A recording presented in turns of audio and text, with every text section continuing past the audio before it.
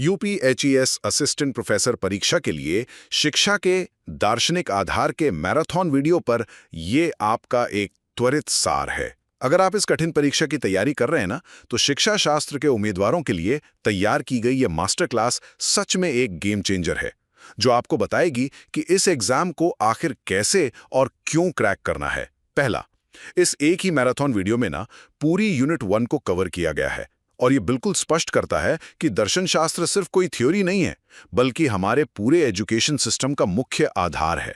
दूसरा, देखिए ये वीडियो खास तौर से यूपीएचईएस के कठिन पैटर्न को ध्यान में रखकर बनाया गया है, जहां आपसे सीधे सीधे सवाल पूछने के बजाय काफी गहरे और एप्लीकेशन बेस्ड प्रश्न पूछे जाते हैं। और अंत में, इस क्लास का असली मकसद आपको चीजें रटाना बिल्कुल नहीं है, बल्कि आपको वो वैचारिक स्पष्टता देना है ताकि आप एग्जाम में सटीक और एनालिटिकल सोच के साथ एकदम तैयार रहें। आज की इस विश्लेषणात्मक चर्चा में बहुत बहुत स्वागत है। आज हम जिस विषय की गहराई में उतरने वाले हैं वो है शिक्षा के दार्शनिक आधार, यानी फिलोसॉफिकल फाउंडेशन ऑफ एजुकेशन। हाँ, और हमारे पास जो आज सोर्स मटेरियल है ना, वो उन प्रेजेंटेशन स्लाइड्स पर आधारित है जो खासकर हायर एजुकेशन एग्जाम्स यानी यूजीसी नेट और असिस्टेंट प्रोफेसर की तैयारी के लिए बनाई गई हैं। बिल्कुल। तो आज हमारा मिशन सिर्फ किताबी परिभाषाओं को रटना नहीं है। हमारा मकसद है ये समझना कि शिक्षा के पीछे का क्यों और कैसे क्या है। ये विचार हमारे सीखने के तरीके को आखिर कैसे आकार देते हैं। देखिए, अक्सर लोग शिक्षा को सिर्फ एक बिल्डिंग, मतलब एक स्कूल या कॉलेज या किसी डिग्री तक सीमित मान लेते हैं, पर आज हम इस सोच को थोड़ा चैलेंज करेंगे। सही कहा। एक बहुत ही दिलचस्प सवाल है कि क्या शिक्षा सिर्फ स्कूल तक सीमित है, या फिर ये जन्म से लेकर मृत्यु तक चलने वाली एक निरंतर दार्शनिक यात्रा है। आइए इसी सवाल से आज इस गहन चर्चा की शुरुआत करते हैं। ये सवाल ही अपने आप में पूरी चर्चा का निचोड़ है। जब हम शिक्षा के मूल को समझने की कोशिश करते हैं ना, तो सबसे पहले शब्दों की जड़ में जाना पड़ता है। एटिमोलॉजी यानी शब्दोत्पत्ति जिसे कहते हैं। हाँ, एग्जैक्टली। किसी भी कॉन्सेप्ट का असली अर्थ उस शब्द के बनने की प्रक्रिया में छुपा होता है। अगर पश्चिमी दुनिया की बात करें तो एजुकेशन शब्द रातों-रात नहीं बन गया। इसके पीछे लैटिन भाषा के कई शब्द हैं। जैसे कि एक शब्द हमारी स्लाइड्स में दिया है, एजुकाटम, जिसका मतलब है शिक्षण या प्रशिक्षण का कार्य। बिल्कुल। अगर इसे आसान भाषा में समझें तो ये एक तरह का बाहरी प्रभाव है। मतलब मान लीजिए खाली बर्तन है और शिक्षक उसमें बाहर से ज्ञान डाल रहा है। ये बहुत ही पुरानी और संकुचित सोच है। पर फिर एक और लैटिन शब्द आता है, एजुकारे, जिसका अर्थ है पालन पोषण करना। ये सुनने में थोड़ा अलग लगता है। ये एजुकेरे वाला नजरिया बर्तन भरने जैसा बिल्कुल नहीं है। ये एक माली और पौधे के रिश्ते जैसा है। माली पौधे को खींचकर बड़ा नहीं करता ना। हाँ, वो तो बस खाद पानी देता है। सही कहा। माली सिर्फ एक सुरक्षित माहौल देता है और पौधा खुद विकसित होता है। लेकिन इन सब में जो सबसे क्रांतिकारी विचार निकल कर आता है वो एजुकेसेरे और ई+डूको से आता है। ई का मतलब है अंदर से और डूको का मतलब है बाहर की ओर ले जाना। एग्जैक्टली। तो इसका मतलब ये हुआ कि बच्चा कोई खाली स्लेट या खाली बर्तन नहीं है। उसके अंदर पहले से ही ज्ञान और शक्तियां मौजूद हैं। यानी एक शिक्षक का काम बस उन शक्तियों को बाहर लाना है, एक मूर्तिकार की तरह जो पत्थर में पहले से छिपी मूर्ति को बस बाहर निकालता है, उसके अनावश्यक हिस्सों को हटाकर। ये उपमा बहुत ही बढ़िया है। और दिलचस्प बात यह है कि पश्चिमी दुनिया का ये ई+डूको वाला विचार भारतीय दर्शन से बहुत गहराई से मेल खाता है। बिल्कुल खाता है।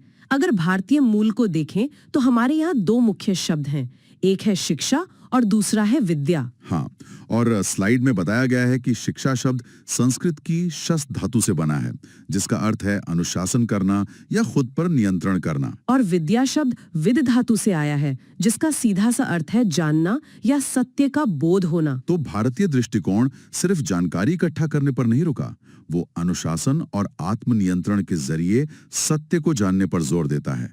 शायद इसीलिए स्वामी विवेकानंद ने शिक्षा की इतनी सुंदर परिभाषा दी थी। हाँ, उन्होंने कहा था कि मनुष्य में अंतर्निहित पूर्णता की अभिव्यक्ति ही शिक्षा है। ये विचार मुझे निजी तौर पर बहुत पसंद है। पूर्णता पहले से ही इंसान के भीतर है, शिक्षा बस उस पर पड़ी धूल को हटाती है। और इसी विचार को थोड़ा और व्यावहारिक रूप देते हुए महात्मा गांधी जी ने भी कहा था कि शिक्षा का अर्थ बच्चे के शरीर, मन और आत्मा का सर्वांगीण विकास करना है। ये बहुत जरूरी पॉइंट है, क्योंकि औपनिवेशिक दौर में शिक्षा का मतलब सिर्फ क्लर्क तैयार करना रह गया था।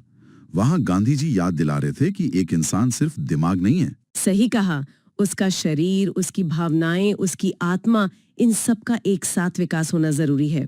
वहीं पश्चिमी विचारक जॉन ड्यूई भी शिक्षा को अनुभवों का निरंतर पुनर्निर्माण मानते हैं। अनुभवों का पुनर्निर्माण यानी कल जो गलती की उसे कुछ सीखा और आज व्यवहार बदल गया, यही असली शिक्षा है। बिल्कुल। अगर इन सब बातों को मिला दें तो एक बात साफ हो जाती है कि शिक्षा के दो अर्थ हैं, एक संकुचित और एक व्यापक। संकुचित अर्थ में तो ये वही है जो हम आमतौर पर देखते हैं, एक फिक्स टाइम टेबल, एक सिलेबस, परीक्षा और एक डिग्री। लेकिन व्यापक अर्थ में तो शिक्षा कभी खत्म ही नहीं होती। हाँ, व्यापक अर्थ में जब कोई नई जगह जाता है, किसी अजनबी से बात करता है या कोई नया काम करते हुए असफल होता है तो वो शिक्षित हो रहा होता है। हर ठोकर एक शिक्षक है। लेकिन यहाँ एक सवाल उठता है, अगर जीवन का हर अनुभव शिक्षा है तो हम ये कैसे तय करें कि कौन सा अनुभव सही है और कौन सा गलत? हमें किस दिशा में आगे बढ़ना चाहिए? और यहीं पर दर्शन यानी फिलॉसफी की एंट्री होती है। अगर हम दर्शन शब्द को देखें तो पश्चिमी भाषा में ये ग्रीक शब्द फिलॉस यानी प्रेम और सोफिया यानी ज्ञान से बना है। ज्ञान के प्रति प्रेम। बिल्कुल। और भारतीय संदर्भ में दर्शन संस्कृत की दृश्य धातु से बना है, जिसका अर्थ है दिखना। उपनिषदों में स्पष्ट कहा गया है, दृश्यते अनेन इति दर्शनम, जिसके द्वारा परम सत्य को देखा जा सके वही दर्शन है। हाँ। तो ये सिर्फ दुनिया को देखने का नजरिया नहीं है, बल्कि सत्य को पहचानने का एक उपकरण है। सही। अब सवाल आता है कि दर्शन और शिक्षा का आपस में क्या रिश्ता है? दार्शनिक जेम्स एस रॉस का एक मशहूर कथन है कि दर्शन और शिक्षा एक ही सिक्के के दो पहलू हैं। लेकिन एक आम इंसान के लिए शायद ये समझना थोड़ा मुश्किल हो कि सिक्के के दो पहलू कैसे? अगर दर्शन एक पहलू है तो शिक्षा दूसरा कैसे बन जाती है?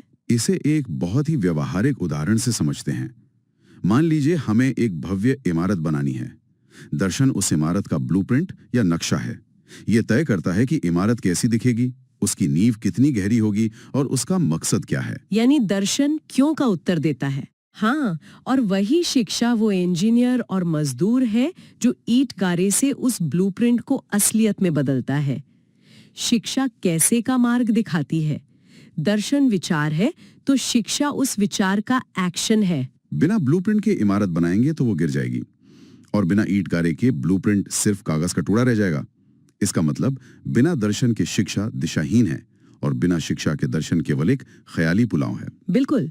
और दर्शन शिक्षा के लिए तीन बहुत ही महत्वपूर्ण कार्य करता है, परिकल्पनात्मक यानी स्पेक्युलेटिव, मानकीय यानी नॉर्मेटिव और विश्लेषणात्मक यानी एनालिटिक। सबसे पहले परिकल्पनात्मक कार्य को लेते हैं।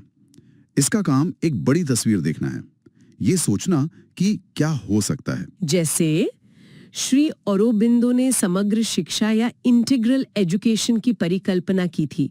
उन्होंने सोचा कि क्या हम ऐसी शिक्षा बना सकते हैं जो सिर्फ नौकरी ना दे बल्कि मानव चेतना को एक उच्च स्तर पर ले जाए। ये एक दूरदर्शी फिल्म डायरेक्टर जैसा काम है जो एक पूरी नई दुनिया सोचता है।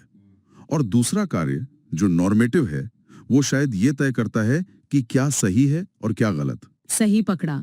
मानकीय कार्य मूल्यों और लक्ष्य निर्धारित करता है।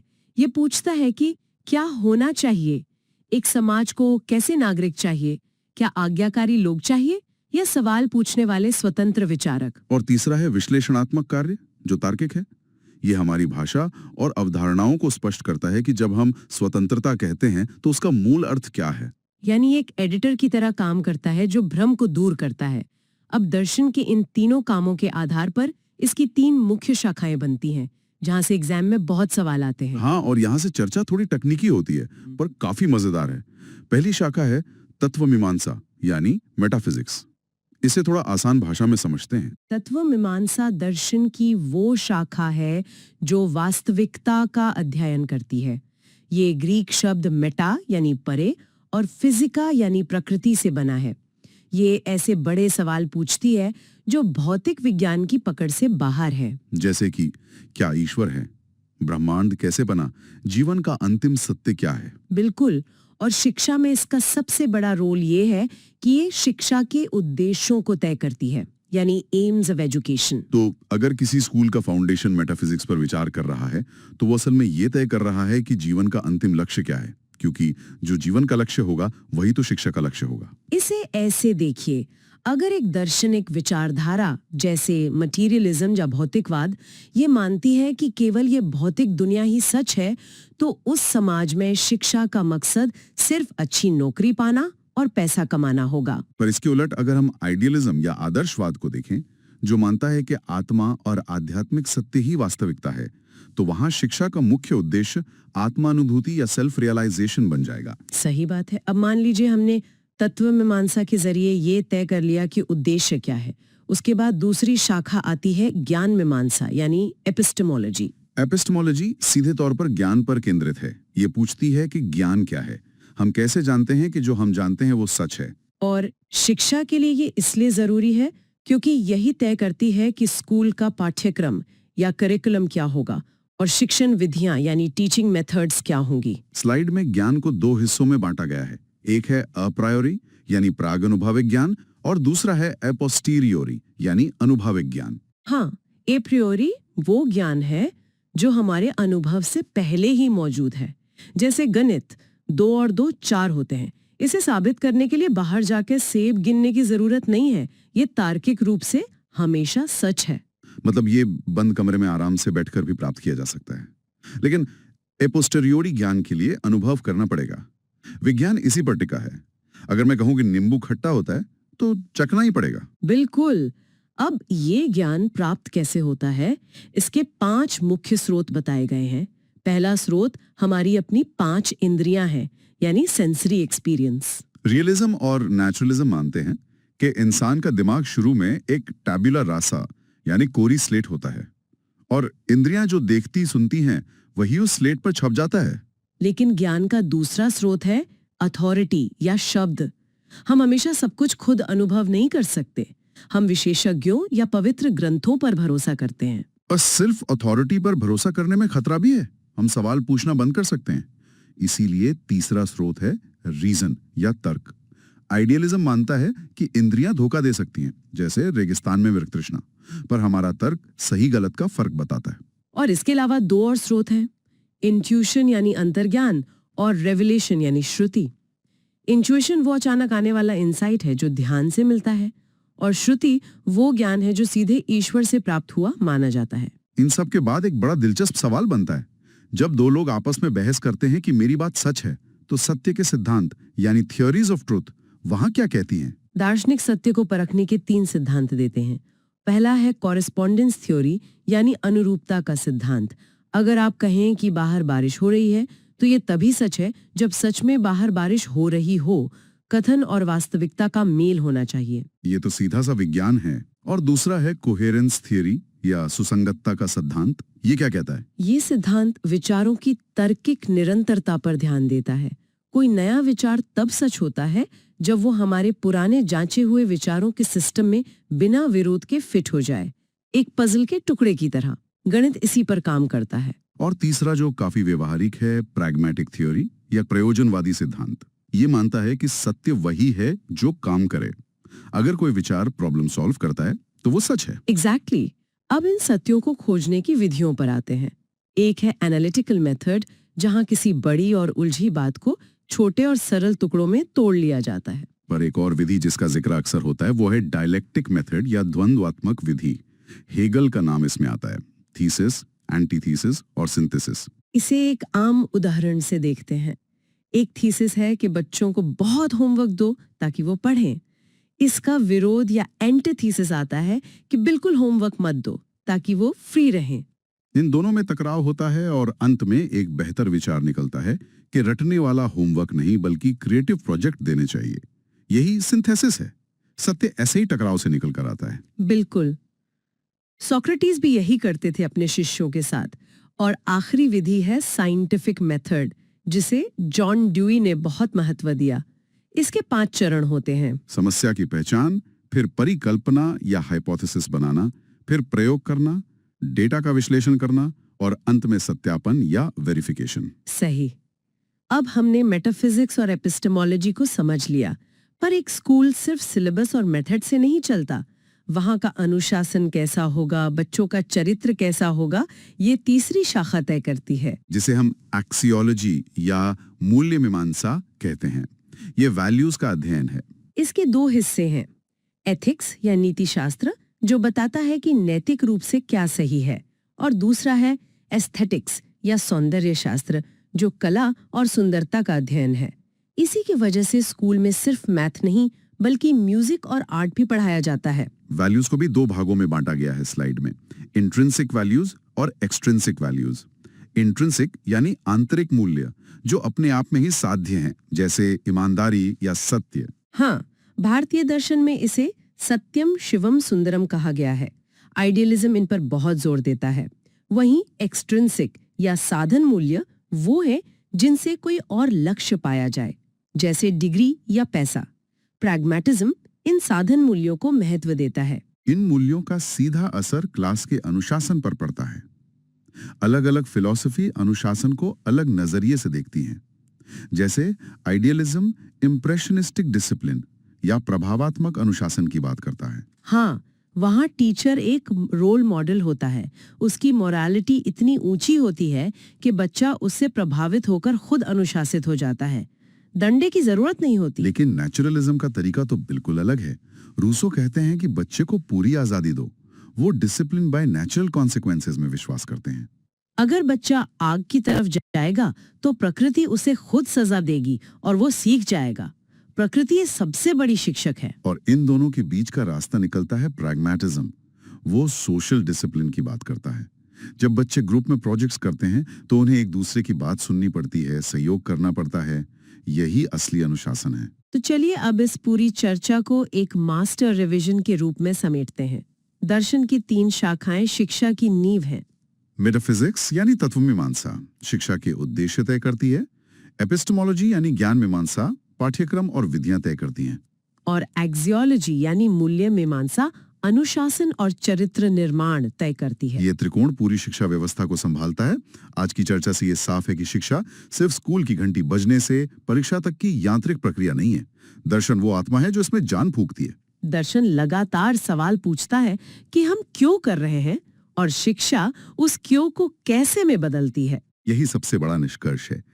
पर इस यात्रा को खत्म करने से पहले एक विचार करने योग्य बात, अगर आज की तेज रफ्तार दुनिया में हमारी शिक्षा सिर्फ कैसे पर अटक जाए, एग्जाम कैसे पास करें, जॉब कैसे पाएं, और हम भूल जाएं कि ये सब क्यों कर रहे हैं, तो समाज का भविष्य क्या होगा? क्या दार्शनिक आधार के बिना शिक्षा एक फैक्ट्री लाइन नहीं बन जाएगी जहां से सिर्फ मशीन निकलेंगे, मनुष्य नहीं?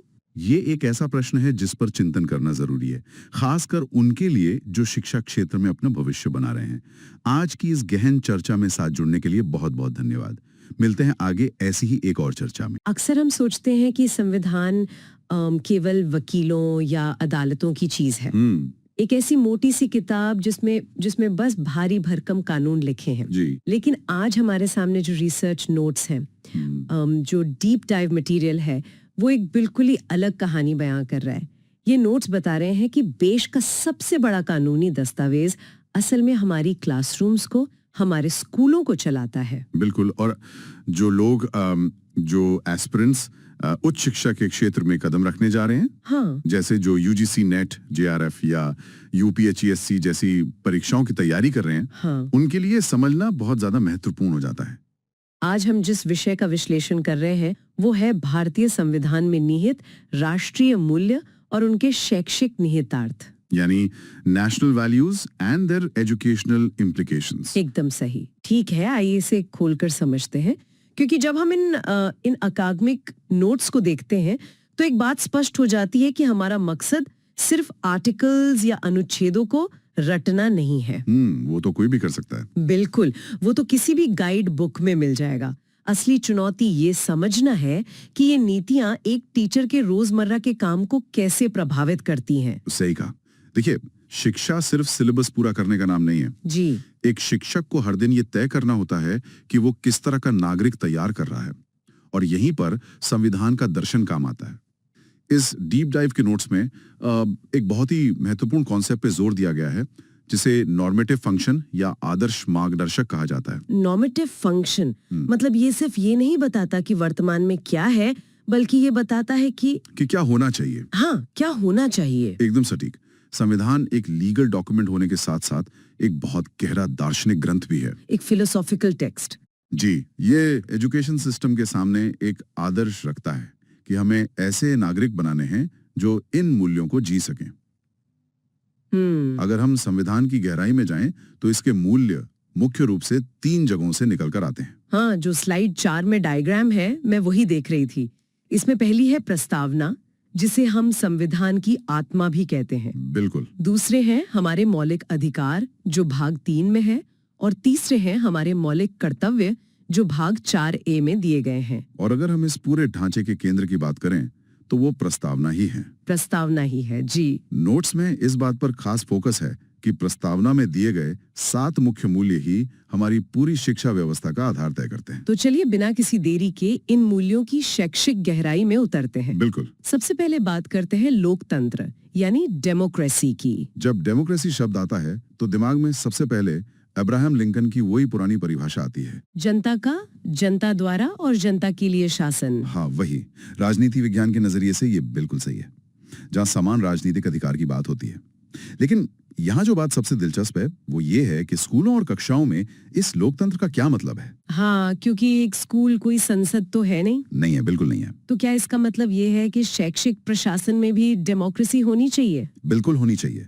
प्रशासन में लोकतंत्र का सीधा सा अर्थ है विकेंद्रीकरण, डिसेंट्रलाइजेशन। जी, डिसेंट्रलाइजेशन और डिसीजन मेकिंग में सबकी भागीदारी। एक स्कूल को आप डिक्टेटरशिप या तानाशाही की तरह नहीं चला सकते, जहाँ केवल एक प्रिंसिपल बंद कमरे में सारे फैसले ले रहा हो। एकदम सही। इसीलिए हम स्कूलों में छात्र परिषदें और पेरेंट टीचर एसोसिएशन देखते हैं, पीटीए। हाँ, ताकि छात्रों और अभिभावकों की भी उस सिस्टम में हिस्सेदारी हो। लेकिन एक बार बताइए, ये तो हो गया प्रशासन। ये एक बहुत ही लाजवाब सवाल है और यहीं पर कई नए शिक्षक गलती कर बैठते हैं।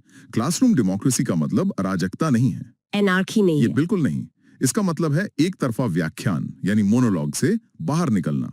जरा कल्पना कीजिए एक ऐसी क्लास की जहां टीचर सिर्फ लेक्चर दे रहा है, ब्लैक बोर्ड पर लिख रहा है। हाँ, और बच्चे सिर झुकाकर चुपचाप सुन रहे हैं। ये तो पूरी तरह से टीचर सेंट्रिक अप्रोच हो गई। और लोकतांत्रिक क्लासरूम इसके ठीक विपरीत होता है। वहां संवाद होता है, डायलॉग। जी, छात्रों को सिर्फ सुनने की नहीं बल्कि स्वतंत्र रूप से सवाल पूछने, अपनी असहमति जताने और तर्क वितर्क करने की पूरी आजादी होती है। ये बहुत अहम है। एक लोकतांत्रिक शिक्षक का काम सिर्फ ज्ञान उड़ेलना नहीं है, बल्कि एक ऐसा सुरक्षित माहौल बनाना है जहां हर बच्चा अपनी बात रख सके। ये कॉन्सेप्ट हायर एजुकेशन के एग्जाम्स के लिए बहुत क्रिटिकल है। बहुत ज्यादा। क्योंकि टीचिंग एप्टीट्यूड में अक्सर लर्नर सेंट्रिक अप्रोच पर सवाल आते हैं। चलिए अब आगे बढ़ते हैं हमारे दूसरे बड़े मूल्य की ओर, जो है समाजवाद। समाजवाद, जी। नोट स्पष्ट करते हैं कि इसे 1976 में 42nd संशोधन द्वारा संविधान में जोड़ा गया था। जी। इसका लक्ष्य गरीबी, अज्ञानता और असमानता को समाप्त करना है। लेकिन मेरा सवाल ये है कि एक शिक्षा प्रणाली जो खुद संसाधनों की कमी से जूझ रही हो, वो समाजवाद को कैसे लागू कर सकती है? ये एक बहुत ही व्यवहारिक चुनौती है, लेकिन अगर आप ध्यान से देखें तो शिक्षा ही समाजवाद को जमीन पर उतारने का सबसे शक्तिशाली टूल है। कैसे? शिक्षा में समाजवाद का मतलब है समान अवसर प्रदान करना, इक्वल अपॉर्चुनिटी। इसका सबसे क्रांतिकारी उदाहरण है 2009 का शिक्षा का अधिकार अधिनियम, आरटीई एक्ट। जी, आरटीई एक्ट। यह कानून सुनिश्चित करता है कि आर्थिक स्थिति चाहे जो भी हो, हर बच्चे को क्वालिटी एजुकेशन मिले। पर सिर्फ स्कूल खोल देना या कानून बना देना ही काफी तो नहीं है। बिल्कुल नहीं। अगर कोई बच्चा भूखा है या उसके पास पहनने को कपड़े नहीं है, तो वो क्लास में बैठकर भी क्या ही सीख लेगा? और यहीं पर समाजवाद का सबसे प्रैक्टिकल एजुकेशनल इम्प्लीकेशन सामने आता है। अच्छा, मिड डे मील योजना। ओ बिल्कुल। ये कोई दान या चैरिटी नहीं है, ये समाजवाद का एक उपकरण है। ये सुनिश्चित करता है कि पोषण की कमी किसी भी बच्चे की शिक्षा में बाधा न बने।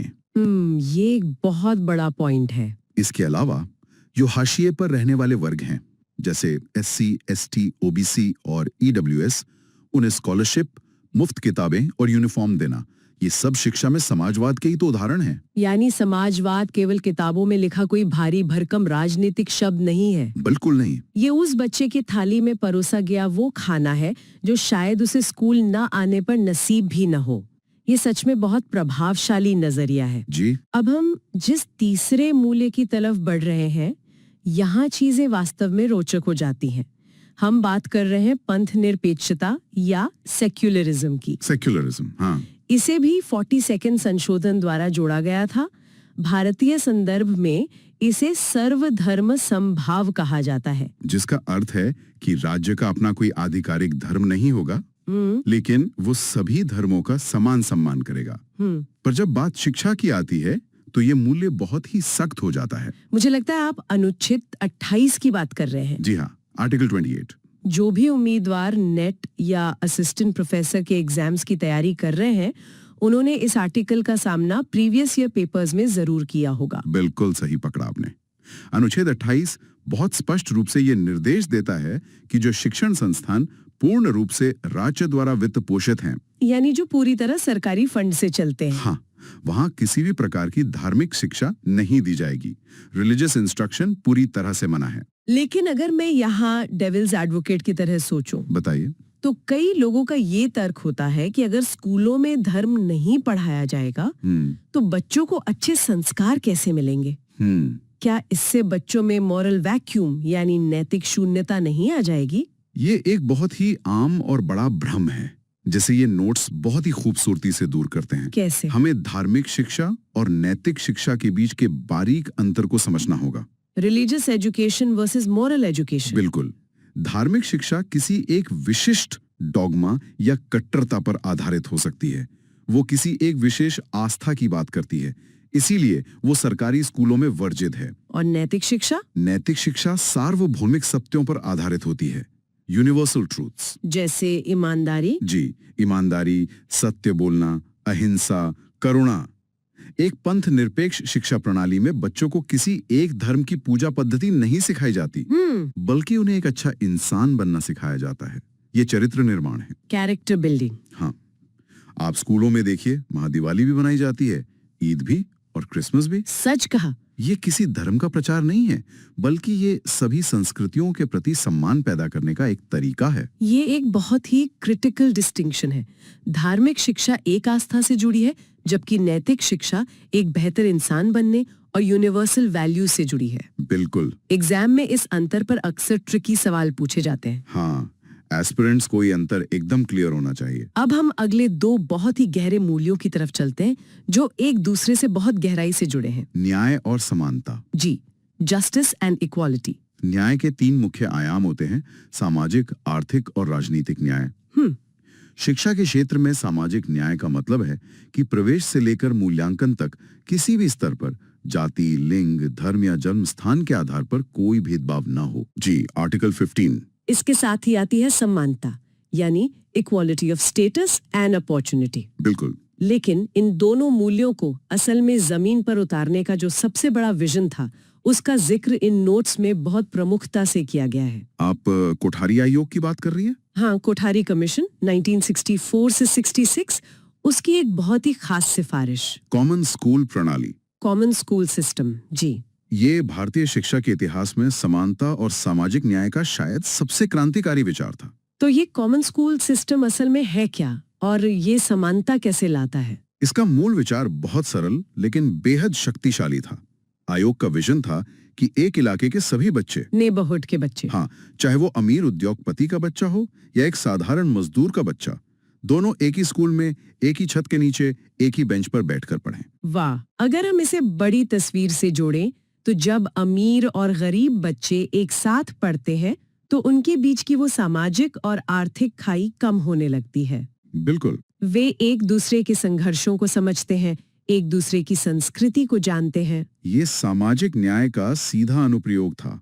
ये सिर्फ शिक्षा नहीं, बल्कि समाज को भीतर से बदलने का एक टूल था। लेकिन अगर हम आज की वास्तविकता देखें, तो ये विजन पूरी तरह से तो लागू नहीं हो पाया है ना? दुर्भाग्य से नहीं। आज भी जिनके पास पैसा है वो महंगे प्राइवेट स्कूलों में जाते हैं, जी, और जो गरीब हैं वो सरकारी स्कूलों पर निर्भर हैं। आप बिल्कुल यथार्थवादी बात कर रहे हैं।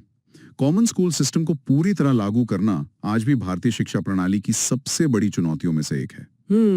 इसके कई राजनीतिक और आर्थिक कारण रहे हैं, लेकिन एक शिक्षक और एक शिक्षाविद के तौर पे हमें इस विजन को हमेशा याद रखना होता है। सही बात है। आज भी जो नीतियां बनती हैं उनका अल्टीमेट गोल यही सामाजिक समानता हासिल करना होता है। ये सच में सोचने वाली बात है कि हमारे विजन और रियलिटी के बीच अभी भी फासला है। चलिए अब हम इस चर्चा के अंतिम 2 महत्वपूर्ण मूल्यों की ओर बढ़ते हैं। स्वतंत्रता और बंधुत्व। Liberty and fraternity. जी, स्वतंत्रता या लिबर्टी का अर्थ सिर्फ जंजीरों से मुक्त होना नहीं है। संविधान में ये विचार अभिव्यक्ति, विश्वास, धर्म और उपासना की आजादी है। अभिव्यक्ति की आजादी। बिल्कुल। शिक्षा के नजरिए से देखें तो स्वतंत्रता का लक्ष्य है प्रत्येक व्यक्ति की क्षमता का पूर्ण विकास करना, पोटेंशियल को अनलॉक करना। यानी अगर किसी छात्र को क्लास में अपने अलग विचार व्यक्त करने की स्वतंत्रता नहीं है जी, या वो डरता है कि कोई अलग सवाल पूछने पर उसे डांट पड़ेगी, तो उसका मानसिक और बौद्धिक विकास वहीं रुक जाएगा। 100% सच। और ये स्वतंत्रता बिना बंधुत्व के बहुत खतरनाक हो सकती है। वो कैसे? अगर हर कोई सिर्फ अपनी स्वतंत्रता की बात करे और दूसरे की परवाह ना करे तो समाज टूट जाएगा। हाँ, ये तो है। इसीलिए बंधुत्व यानी भाईचारे की भावना बहुत जरूरी है। अगर हम इसे बड़ी तस्वीर से जोड़ें तो बंधुत्व 2 चीजें सुनिश्चित करता है। पहला, व्यक्ति की गरिमा, डिग्निटी ऑफ द इंडिविजुअल जी, और दूसरा, राष्ट्र की एकता और अखंडता, unity and integrity of the nation. Notes में भी यही बताया गया है। लेकिन एक सवाल जो मुझे अक्सर परेशान करता है, पूछिए। आप मैथ पढ़ा सकते हैं, आप हिस्ट्री पढ़ा सकते हैं, लेकिन आप किसी को भाईचारा कैसे पढ़ाते हैं? इसकी तो कोई टेक्स्ट बुक नहीं होती। बहुत ही शानदार सवाल है ये, और इसका जवाब ये है कि बंधुत्व पढ़ाया नहीं जाता, इसका अनुभव कराया जाता है। अनुभव कराया जाता है। जी, ये एक्सपीरियंशियल लर्निंग का हिस्सा है। कुछ प्रैक्टिकल उदाहरणों से समझाइए। याद कीजिए स्कूलों और कॉलेजों में होने वाले एनसीसी और एनएसएस के कैंप्स। नेशनल कैडेट कॉर्प्स और नेशनल सर्विस स्कीम। बिल्कुल। जब अलग अलग जातियों, धर्मों और आर्थिक पृष्ठभूमियों से आने वाले छात्र एक साथ कैंप में रहते हैं, एक ही टेंट में सोते हैं, साथ मिलकर किसी गांव में साफ सफाई का सामूहिक प्रोजेक्ट करते हैं, तो क्या होता है? उनके बीच की वो अदृश्य सामाजिक दीवारें टूटने लगती हैं। बिल्कुल टूटती हैं। वो एक टीम बन जाते हैं। जी। इसी तरह सुबह की असेंबली को ही ले लीजिए। Morning assembly. हाँ, जब पूरा स्कूल एक साथ खड़ा होकर एक स्वर में राष्ट्रगान गाता है तो वो महज एक रूटीन नहीं है, वो एक इमोशन है। वो राष्ट्रीय एकीकरण का सबसे शक्तिशाली उदाहरण है। वो चंद मिनटों का अनुभव छात्रों को ये एहसास दिलाता है कि उनकी अपनी अलग पहचानों से भी ऊपर उनकी एक बड़ी पहचान है, उनका राष्ट्र। जी, उनका राष्ट्र। क्या बात है। ये उदाहरण सच में चीजों को बिल्कुल साफ कर देते हैं। तो हमने एक एक करके प्रस्तावना के उन सभी मूल्यों की गहराई को समझा। जी। लोकतंत्र, समाजवाद, पंथ निरपेक्षता, न्याय, समानता, स्वतंत्रता और बंधुत्व। अगर हम इस पूरे विश्लेषण को समेटें तो जो सबसे बड़ी बात निकल कर आती है वो ये है कि हर संवैधानिक मूल्य का हमारे क्लासरूम में एक सीधा और व्यवहारिक अनुप्रयोग है। बिल्कुल। हमने देखा कि कैसे लोकतंत्र सिर्फ चुनाव नहीं बल्कि क्लासरूम का संवादात्मक शिक्षण है। Interactive teaching. समाजवाद सिर्फ अर्थव्यवस्था नहीं बल्कि मिड डे मील है। जी। पंथ निरपेक्षता नैतिक शिक्षा को बढ़ावा देना है। समानता का विजन कॉमन स्कूल सिस्टम है और बंधुत्व को एनसीसी और एनएसएस जैसे कार्यक्रमों के जरिए जिया जाता है। तो इन सब का क्या मतलब है? वही तो। जो भी एस्पिरेंट्स हमें सुन रहे हैं, जो कल को असिस्टेंट प्रोफेसर बनकर यूनिवर्सिटीज में पढ़ाने जाएंगे, उनके लिए इसका क्या अर्थ है? मुझे लगता है इसका अर्थ ये है कि यह सारा ज्ञान केवल एमसीक्यू सवालों पर सही टिक लगाने या इंटरव्यू क्लियर करने तक सीमित नहीं है। बिल्कुल नहीं। ये इस बात की गहरी समझ है कि जब आप कल को क्लास में पढ़ाने जाएंगे तो आप सिर्फ एक विषय, चाहे वो हिस्ट्री हो या साइंस, सिर्फ वो नहीं पढ़ा रहे होंगे। आप एक नागरिक गढ़ रहे होंगे। एकदम सही। आप इस देश के संविधान को अपनी क्लासरूम की प्रैक्टिस में जी रहे होंगे। बहुत ही उम्दा बात कही आपने। शिक्षा केवल डेटा या सूचनाओं का लेन देन नहीं है, ट्रांसफर ऑफ इंफॉर्मेशन नहीं है। जी, यह एक ट्रांसफॉर्मेशन है, राष्ट्र निर्माण की एक सतत प्रक्रिया है।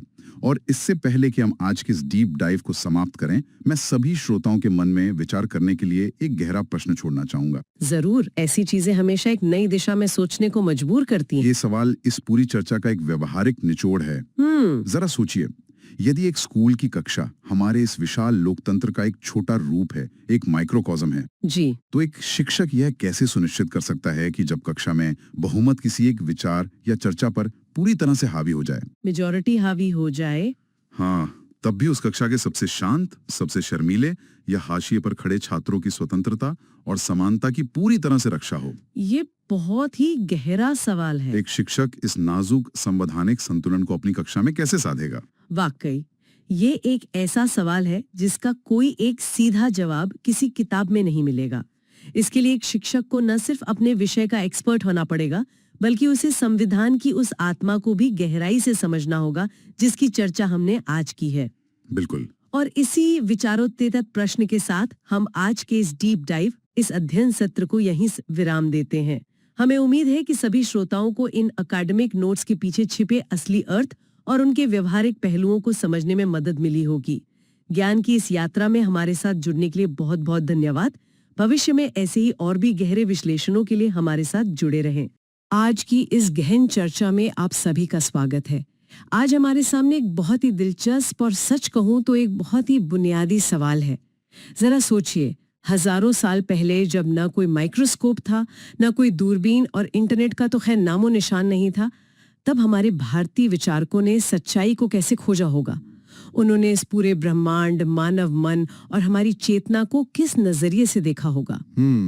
ये सोचने वाली बात तो है। हाँ, और आज हमारे पास जो स्रोत है वे कुछ बहुत ही प्रामाणिक और विस्तृत अकादमिक नोट्स हैं। अक्सर इन नोट्स का इस्तेमाल उच्च शिक्षा और प्रतियोगी परीक्षाओं जैसे यूजीसी नेट या असिस्टेंट प्रोफेसर के एग्जाम्स की तैयारी के लिए किया जाता है। लेकिन आज हम इन्हें किसी परीक्षा पास करने वाली गाइड की तरह नहीं पढ़ेंगे। आज हमारा मिशन इन नोट्स को एक ऐसे ट्रेजर मैप की तरह इस्तेमाल करना है जो हमें प्राचीन भारतीय दर्शन शास्त्र यानी इंडियन स्कूल्स ऑफ फिलॉसफी की गहराई तक ले जाए।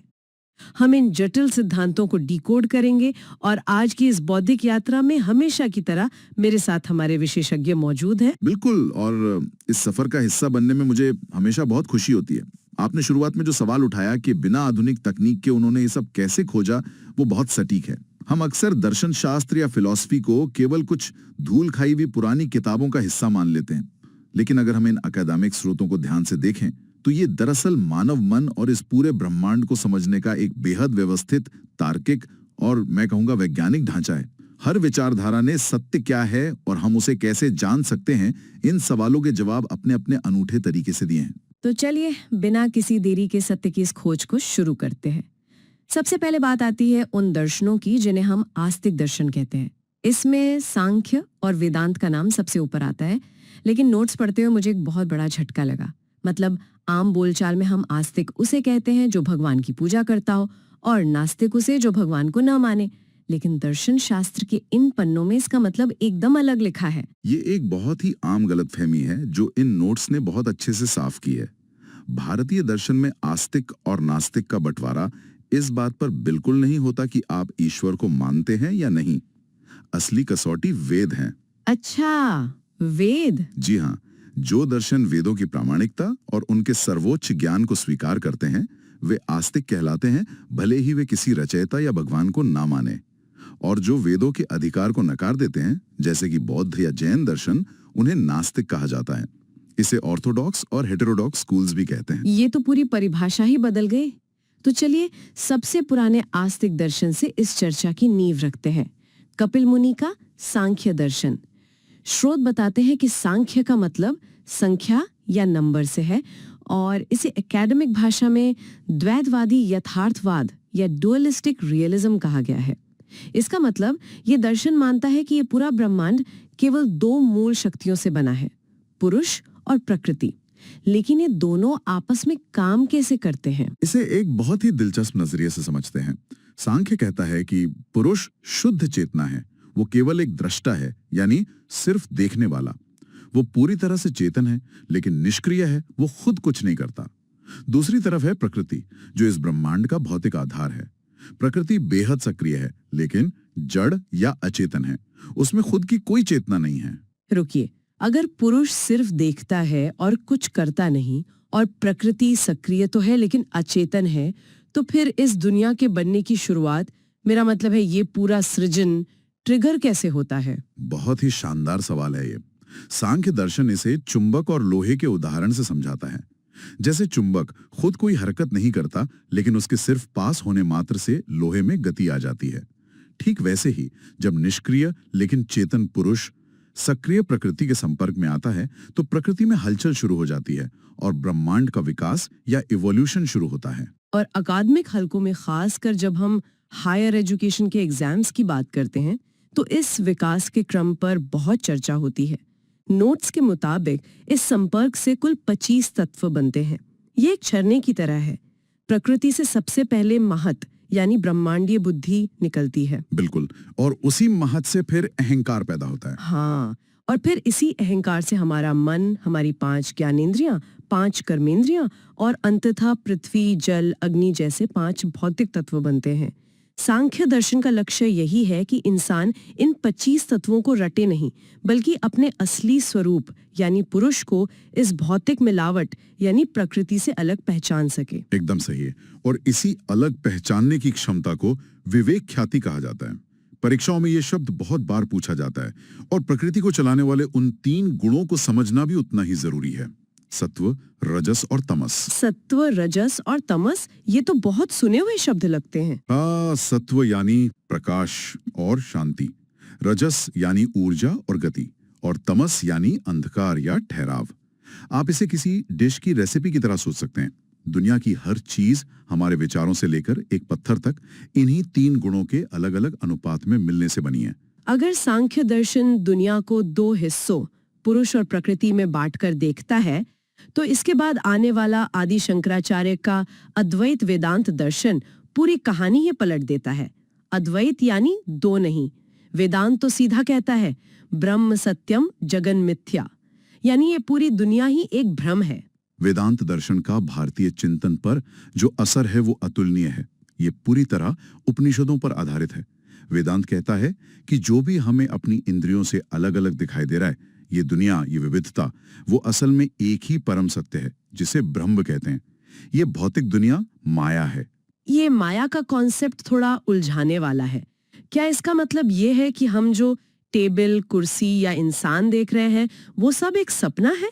माया का मतलब कोई जादू या कोई कंप्यूटर सिमुलेशन नहीं है, बल्कि ये हमारी अज्ञानता है। शंकराचार्य इसे अंधेरे में पड़ी रस्सी और सांप के क्लासिक उदाहरण से समझाते हैं। वो रस्सी और सांप वाला उदाहरण। हाँ, अंधेरे कमरे में आप एक रस्सी को देखते हैं और डर के मारे उछल पड़ते हैं क्योंकि आपको लगता है कि वो सांप है। जब तक रोशनी नहीं आती वो सांप आपके लिए 100% सच है। आपको पसीना आ रहा है, आपका दिल धड़क रहा है। रोशनी आते ही सांप गायब हो जाता है और सिर्फ रस्सी बचती है। वेदांत कहता है कि अज्ञानता के अंधेरे में हम इस एक ब्रह्म को अलग अलग वस्तुओं के रूप में देखते हैं।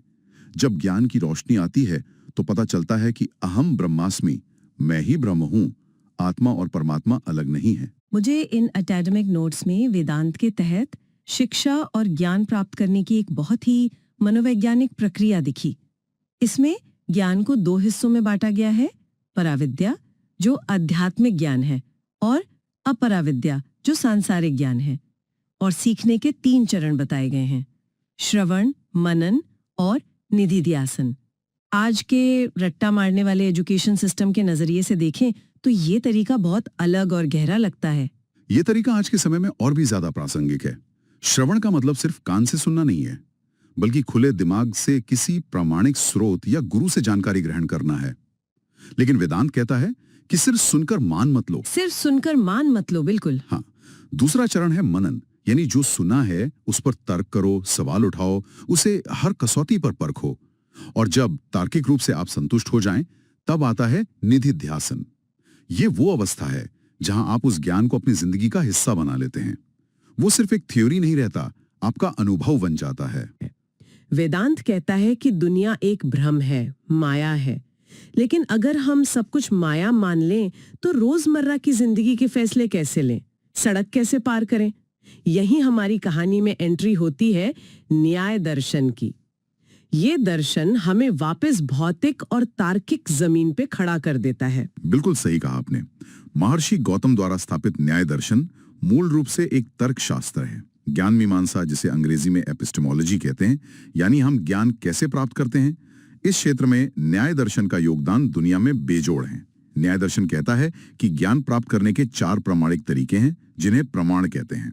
वो 4 प्रमाण कौन से हैं? पहला है प्रत्यक्ष, जो आप सीधे अपनी इंद्रियों से देखते या महसूस करते हैं। दूसरा है अनुमान, यानी प्रत्यक्ष के आधार पर कोई तार्किक निष्कर्ष निकालना। तीसरा उपमान, यानी तुलना या समानता के आधार पर किसी नई चीज को पहचानना। और चौथा है शब्द, यानी किसी प्रामाणिक विशेषज्ञ की गवाही। मैंने नोट्स के किनारे पे अजीब सा फॉर्मूला लिखा देखा, फोन, PHUN। ये किसी जादुई मंत्र जैसा लग रहा था, लेकिन जब गहराई में गई तो पता चला कि ये न्याय दर्शन के अनुमान यानी लॉजिकल डिडक्शन के 5 चरणों को याद रखने का तरीका है। क्या हम इसे किसी आसान उदाहरण से समझ सकते हैं? न्याय का ये 5 चरणीय मॉडल आधुनिक वैज्ञानिक शोध के बहुत करीब है। फोन को उसी क्लासिक उदाहरण से समझते हैं, पहाड़ी और आग।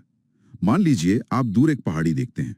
पहला कदम है P से प्रतिज्ञा, अंग्रेजी में प्रोपोजिशन। आप एक दावा करते हैं कि उस पहाड़ी पर आग है। ठीक है, दावा कर दिया। फिर दूसरा कदम है H से हेतु, यानी रीजन। आप कहते हैं क्योंकि वहां से धुआं निकल रहा है। तीसरा U से उदाहरण, आप एक ऐसा सार्वभौमिक नियम बताते हैं जिसे सब मानते हों, जैसे जहां जहां धुआं होता है वहां आग होती है, जैसे रसोई घर में। रसोई घर वाला उदाहरण तो हर कोई समझ सकता है। बिल्कुल। फिर चौथा कदम है U से उपनय, यानी एप्लीकेशन। आप उस नियम को मौजूदा स्थिति पर लागू करते हैं कि इस पहाड़ी पर भी वैसा ही धुआं है। और अंत में पांचवा N से निगमन, यानी कंक्लूजन। इसलिए यह साबित होता है कि पहाड़ी पर आग है। ये तो बिल्कुल परिकल्पना या हाइपोथेसिस बनाने और उसे साबित करने जैसी बात हो गई। और जब विज्ञान की बात हो ही रही है तो न्याय दर्शन के सहयोगी वैशेषिक दर्शन को कैसे भूल सकते हैं। महर्षि कणाद का ये दर्शन तो मुझे एकदम आधुनिक भौतिकी या फिजिक्स की किताब जैसा लगा। हम स्कूल में जॉन डाल्टन के एटॉमिक थ्योरी की बात करते हैं, लेकिन महर्षि कणाद ने हजारों साल पहले ही परमाणुवाद का सिद्धांत दे दिया था। महर्षि कणाद का स्पष्ट मानना था कि इस ब्रह्मांड का हर भौतिक पदार्थ अत्यंत सूक्ष्म अविनाशी कणों से बना है, जिन्हें परमाणु कहते हैं। वैशेषिक दर्शन पूरे ब्रह्मांड को 7 श्रेणियों या पदार्थों में बांटता है: द्रव्य, गुण, कर्म, सामान्य, विशेष, समवाय और अभाव। हमें 7 को रटने की जरूरत नहीं है, लेकिन इनमें सबसे दिलचस्प जो है वो है विशेष, यानी पर्टिकुलैरिटी। इसी विशेष शब्द से तो इस दर्शन का नाम वैशेषिक पड़ा है ना? एकदम सही पकड़ा आपने। कणाद मुनि का कहना था कि हर परमाणु की अपनी एक अलग अनूठी पहचान होती है, जो उसे बाकी सबसे अलग करती है। यही उसकी विशेषता है। यहाँ अकादमिक नोट्स में एक बहुत ही सूक्ष्म लेकिन जरूरी दार्शनिक अंतर बताया गया है। न्याय दर्शन और वैशेषिक दर्शन सहयोगी तो हैं, लेकिन वे पूरी तरह एक नहीं है। न्याय दर्शन जहाँ ज्ञान के 4 प्रमाण मानता है, वहीं वैशेषिक दर्शन विज्ञान पर इतना ज्यादा केंद्रित है कि वो केवल 2 ही प्रमाणों को स्वीकार करता है: प्रत्यक्ष यानी डायरेक्ट ऑब्जर्वेशन और अनुमान यानी लॉजिकल इन्फेरेंस।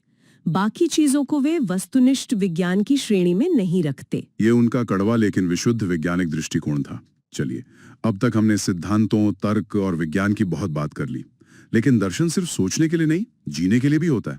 यहीं से हमारा अगला भाग शुरू होता है, अभ्यास और कर्मकांड की दुनिया, यानी योग और मीमांसा दर्शन। योग दर्शन तो आज पूरी दुनिया में एक लाइफस्टाइल बन चुका है, लेकिन दार्शनिक तौर पर महर्षि पतंजलि का ये दर्शन असल में सांख्य दर्शन का ही एक व्यवहारिक रूप है। अगर सांख्य एक थ्योरी है तो योग उसका प्रैक्टिकल है। सांख्य के 25 तत्वों में पतंजलि ने सिर्फ एक ईश्वर को जोड़कर इसे 26 तत्वों का दर्शन बना दिया। और पतंजलि ने योग की जो परिभाषा दी है वो जिम में किए जाने वाले स्ट्रेचिंग से बहुत अलग है। उन्होंने कहा है, योगश्चित्त वृत्ति निरोधः। चित्त मतलब आपका मन, वृत्ति मतलब उसमें उठने वाले विचारों और इच्छाओं की लहरें, और निरोध मतलब उन्हें शांत करना। योग का असली मकसद मन को एक ऐसी शांत झील में बदल देना है जहां पानी में कोई हलचल न हो, ताकि आप झील के तल में पड़ी अपनी असली आत्मा को साफ साफ देख सकें। और पतंजलि ने इस मानसिक शांति तक पहुंचने के लिए एक पूरा रोड मैप तैयार किया, जिसे हम अष्टांग योग या 8 चरणीय मार्ग कहते हैं। ये कोई रातों रात होने वाला जादू नहीं है। शुरुआत बाहरी अनुशासन से होती है। यम यानी समाज के साथ कैसा व्यवहार करें, नियम यानी खुद के साथ कैसा व्यवहार करें, फिर शरीर के लिए आसन और सांसों के लिए प्राणायाम। और इसके बाद असली खेल तब शुरू होता है जब आप अपनी इंद्रियों को बाहर की दुनिया से काटकर अंदर लाते हैं, जिसे प्रत्याहार कहते हैं, और अंत में भीतरी यात्रा होती है, धारणा यानी फोकस, ध्यान यानी लगातार फोकस, और अंतिम अवस्था समाधि। योग जहां आपको भीतर की ओर ले जाता है, वहीं महर्षि जैमिनी का पूर्व मीमांसा दर्शन आपको वापस कर्म और अनुष्ठानों की दुनिया में खींच लाता है। वेदांत जहां वेदों के ज्ञान हिस्से पर जोर देता है, मीमांसा वेदों के कर्म कांड यानी यज्ञों और अनुष्ठानों पर पूरी तरह केंद्रित है। उनका मानना था कि वेदों में जो कर्तव्य बताए गए हैं, उन्हें बिल्कुल सही उच्चारण और विधि के साथ करना ही सबसे बड़ा धर्म है। इसी वजह से इनकी शिक्षा प्रणाली में कंठस्थ करने या रोट लर्निंग पर बहुत जोर दिया गया। इस दर्शन में कर्म और फल को जोड़ने वाला एक बड़ा ही रहस्यमय सिद्धांत है, अपूर्व का सिद्धांत। ये अपूर्व क्या है? अब मान लीजिए किसी ने आज कोई अच्छा वैदिक कर्म किया, लेकिन उसका फल उसे 20 साल बाद या मरने के बाद स्वर्ग के रूप में कैसे मिलेगा? मीमांसा कहता है कि जब आप कोई कर्म करते हैं तो एक अदृश्य ऊर्जा, एक इनविजिबल फोर्स पैदा होती है, अपूर्व। ये एक तरह का कर्म बैंक है जो आपके कर्मों का फल भविष्य के लिए सुरक्षित रखता है। ज्ञान मीमांसा के क्षेत्र में भी मीमांसा के विचार बहुत पैने थे। नोट्स के मुताबिक इसके दो बड़े विचारक हुए, प्रभाकर और कुमारिल भट्ट। कुमारिल भट्ट ने ज्ञान प्राप्त करने का एक बहुत ही अजीब लेकिन तार्किक प्रमाण जोड़ा, जिसे अनुपलब्धि यानी नॉन एप्रीहेंशन कहते हैं। इसका मतलब है किसी चीज के न होने का ज्ञान। जैसे आप कमरे में आते हैं और कहते हैं मेज पर किताब नहीं है, आपको ये कैसे पता चला? आपने खालीपन को देखा। अभाव का ज्ञान भी एक तरह का ज्ञान है। मीमांसा का एक और मजेदार प्रमाण है अर्थापत्ति या पोस्टुलेशन। नोट्स में इसके लिए देवदत्त का उदाहरण दिया गया है। देवदत्त बहुत मोटा है, लेकिन सब जानते हैं कि वो दिन में कुछ नहीं खाता। अब ये तो विरोधाभास है। दिन में नहीं खाता लेकिन मोटा है। हाँ, तो इसे सुलझाने के लिए हम खुद ही लॉजिक लगा लेते हैं कि जरूर वो रात में छुपकर खाता होगा। ये तो बिल्कुल वैसा ही है जैसे कोई कहे कि मैं डाइट पर हूं, लेकिन रात को छुपकर फ्रिज से मिठाई खा ले। हम खुद ही स्थिति देखकर समझ जाते हैं कि माजरा क्या है। सच में इंसानी दिमाग खाली जगहों को भरने में बहुत माहिर है। खैर, अब तक हमने जिन दर्शनों की बात की, वे सभी वेदों की सत्ता को मानते थे। लेकिन अब समय है उन विचारकों की बात करने का जिन्होंने स्थापित व्यवस्था के खिलाफ बगावत की। नास्तिक दर्शन यानी जैन और बौद्ध दर्शन, इन्होंने वेदों को सर्वोच्च प्रमाणिक मानने से इनकार कर दिया। गौतम बुद्ध का बौद्ध दर्शन मुझे बहुत ही ज्यादा व्यवहारिक और टू द पॉइंट लगा। बुद्ध दर्शन की उलझनों में पड़ने वाले व्यक्ति बिल्कुल नहीं थे। जब लोग उनसे पूछते कि दुनिया किसने बनाई या मरने के बाद क्या होता है, तो वे अक्सर चुप रहते थे। उनका मानना था कि अगर किसी इंसान को जहर बुझा तीर लगा है तो वह ये नहीं पूछेगा कि तीर किसने मारा या किस लकड़ी का बना है, वो सबसे पहले उस तीर को बाहर निकालेगा। बुद्ध के लिए वो जहर बुझा तीर था इंसान का दुख। और इसी दुख को मिटाने के लिए उन्होंने 4 आर्य सत्य दिए। संसार में दुख है, उस दुख का कारण है जो कि तृष्णा या इच्छा है। दुख को खत्म किया जा सकता है, जिसे निर्वाण कहते हैं, और उसे खत्म करने का रास्ता अष्टांगिक मार्ग है। बौद्ध दर्शन के कुछ सिद्धांत अकादमिक रूप से बहुत महत्वपूर्ण हैं, जैसे प्रतीत समुत्पाद, जिसे डिपेंडेंट ओरिजिनेशन कहते हैं, यानी दुनिया में कुछ भी बिना कारण नहीं होता। और दूसरा है क्षण भंगुरवाद, कि सब कुछ पल पल बदल रहा है। और सबसे बड़ा झटका जो वेदांत को लगा वो था बुद्ध का अनात्मवाद यानी नो सोल थ्योरी। बुद्ध ने कहा कि कोई स्थायी आत्मा जैसी चीज नहीं है, सब कुछ बस बदलती हुई चेतना का एक प्रवाह है। दर्शन के अलावा अगर उच्च शिक्षा प्रणाली की बात करें तो बौद्ध दर्शन ने ज्ञान का लोकतंत्रीकरण कर दिया था। मठों या विहारों में शिक्षा दी जाती थी जहां जाति पाति का कोई भेदभाव नहीं था। 8 साल की उम्र में बच्चे का पब्बज्जा संस्कार होता था और 20 साल की उम्र में उपसंपदा। सबसे बड़ी क्रांति ये थी कि उन्होंने संस्कृत की जगह पाली भाषा को चुना, जो आम जनता की भाषा थी। नालंदा और तक्षशिला जैसे विश्व के पहले विश्वविद्यालय इसी सोच का नतीजा थे। ज्ञान को आम लोगों तक पहुंचाना वाकई एक बहुत बड़ी बात थी उस समय। अब आते हैं हमारी आज की चर्चा के आखिरी पड़ाव पर, जैन दर्शन। इसे 24 तीर्थंकरों ने स्थापित किया, जिनमें वर्धमान महावीर का नाम सबसे प्रमुख है। जैन दर्शन ब्रह्मांड को मुख्य रूप से 2 हिस्सों में देखता है, जीव यानी चेतन और अजीव यानी भौतिक पदार्थ। ज्ञान प्राप्ति के लिए इन्होंने 5 स्तर बताए हैं, मति ज्ञान से लेकर सर्वोच्च केवल ज्ञान तक, और मुक्ति के लिए त्रिरत्न का पालन जरूरी है, सम्यक दर्शन, सम्यक ज्ञान और सम्यक चरित। लेकिन जैन दर्शन के जो दो सिद्धांत मुझे सबसे ज्यादा आकर्षित करते हैं वे हैं अनेकांतवाद और स्यादवाद। ये दोनों सिद्धांत आज की दुनिया के लिए सबसे ज्यादा जरूरी हैं। अनेकांतवाद का मतलब है कि सच्चाई के अनंत पहलू होते हैं। वो कहानी तो आपने सुनी होगी जहां 6 अंधे आदमी एक हाथी को छूकर समझने की कोशिश करते हैं। हाँ बिल्कुल। कोई पूंछ पकड़कर कहता है कि हाथी रस्सी जैसा है, कोई पैर पकड़कर कहता है कि हाथी खंभे जैसा है, कोई कान पकड़कर कहता है कि सूप जैसा है। बिल्कुल। और मजेदार बात यह है कि वे सब अपनी अपनी जगह पर थोड़े थोड़े सही हैं, जी। लेकिन किसी के पास भी पूरी सच्चाई नहीं है। इंसानी दिमाग इतना सीमित है कि वो एक बार में सच्चाई का सिर्फ एक ही पहलू देख सकता है। इसे ही अनेकांतवाद कहते हैं। दिलचस्प है। इसका मतलब तो ये हुआ कि अगर सच के इतने सारे पहलू हैं तो कोई भी व्यक्ति अपनी बात को 100% सच कैसे कह सकता है? यहीं से स्यादवाद का जन्म होता है, क्योंकि सच्चाई सापेक्ष है, रिलेटिव है। इसलिए जैन दर्शन कहता है कि हमारी कोई भी बात पूर्ण सत्य नहीं हो सकती। इसलिए हमें अपने हर कथन, हर स्टेटमेंट के आगे स्यात लगाना चाहिए। स्यात का मतलब है शायद या एक खास नजरिए से। जैसे हम कहते हैं ना कि मेरे नजरिए से देखें तो। हाँ, जैसे एक नजरिए से देखें तो ये बात सही है। ये सिद्धांत इंसान के बौद्धिक अहंकार या इंटेलेक्चुअल एरोगेंस को जड़ से खत्म कर देता है। आप ये मान लेते हैं कि सामने वाले का विचार भी आंशिक रूप से सच हो सकता है। इस पूरी यात्रा को अगर हम एक जगह समेटें तो ये बात बिल्कुल साफ हो जाती है कि भारतीय दर्शन शास्त्र की ये विभिन्न स्कूल्स सिर्फ पुराने जमाने की थ्योरीज नहीं है। चाहे वो सांख्य का 25 तत्वों का विश्लेषण हो, वेदांत की मनोवैज्ञानिक सीखने की प्रक्रिया हो, न्याय का लॉजिकल डिडक्शन हो या बुद्ध का व्यवहारिक नजरिया हो, ये सब असल में टूल किट्स हैं।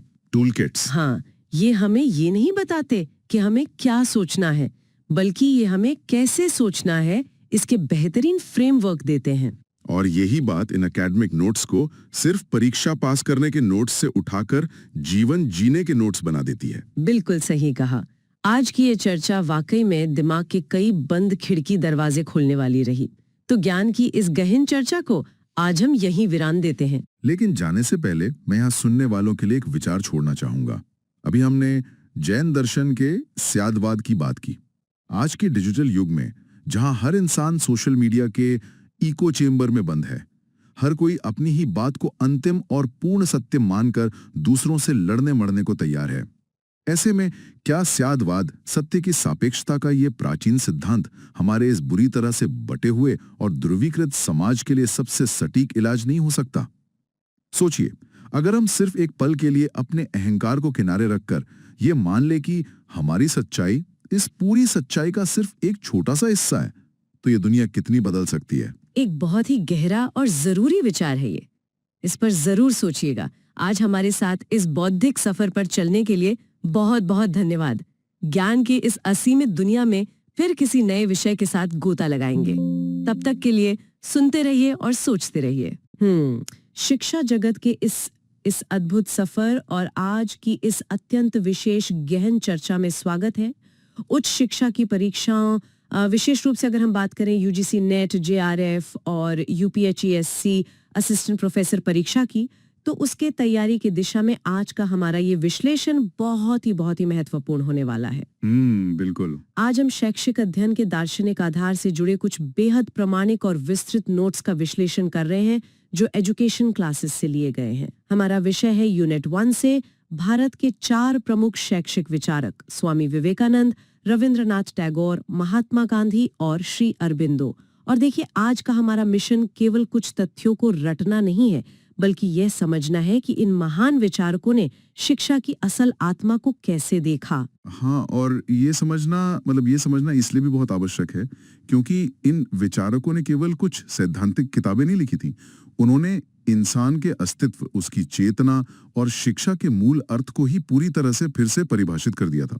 जब हम दार्शनिक आधार की बात करते हैं तो हम वास्तव में ये देख रहे होते हैं कि कोई समाज अपने भविष्य के नागरिकों को कैसे गढ़ने वाला है। सही कहा। इन चारों का दृष्टिकोण एक दूसरे से काफी अलग था, लेकिन उन सभी का अंतिम लक्ष्य एक ऐसे मनुष्य का निर्माण करना था जो केवल रटी रटाई सूचनाओं का कोई डेटाबेस ना हो, बल्कि एक पूर्ण, स्वतंत्र और जागृत इकाई हो। ठीक है, तो आइए इसे विस्तार से समझते हैं।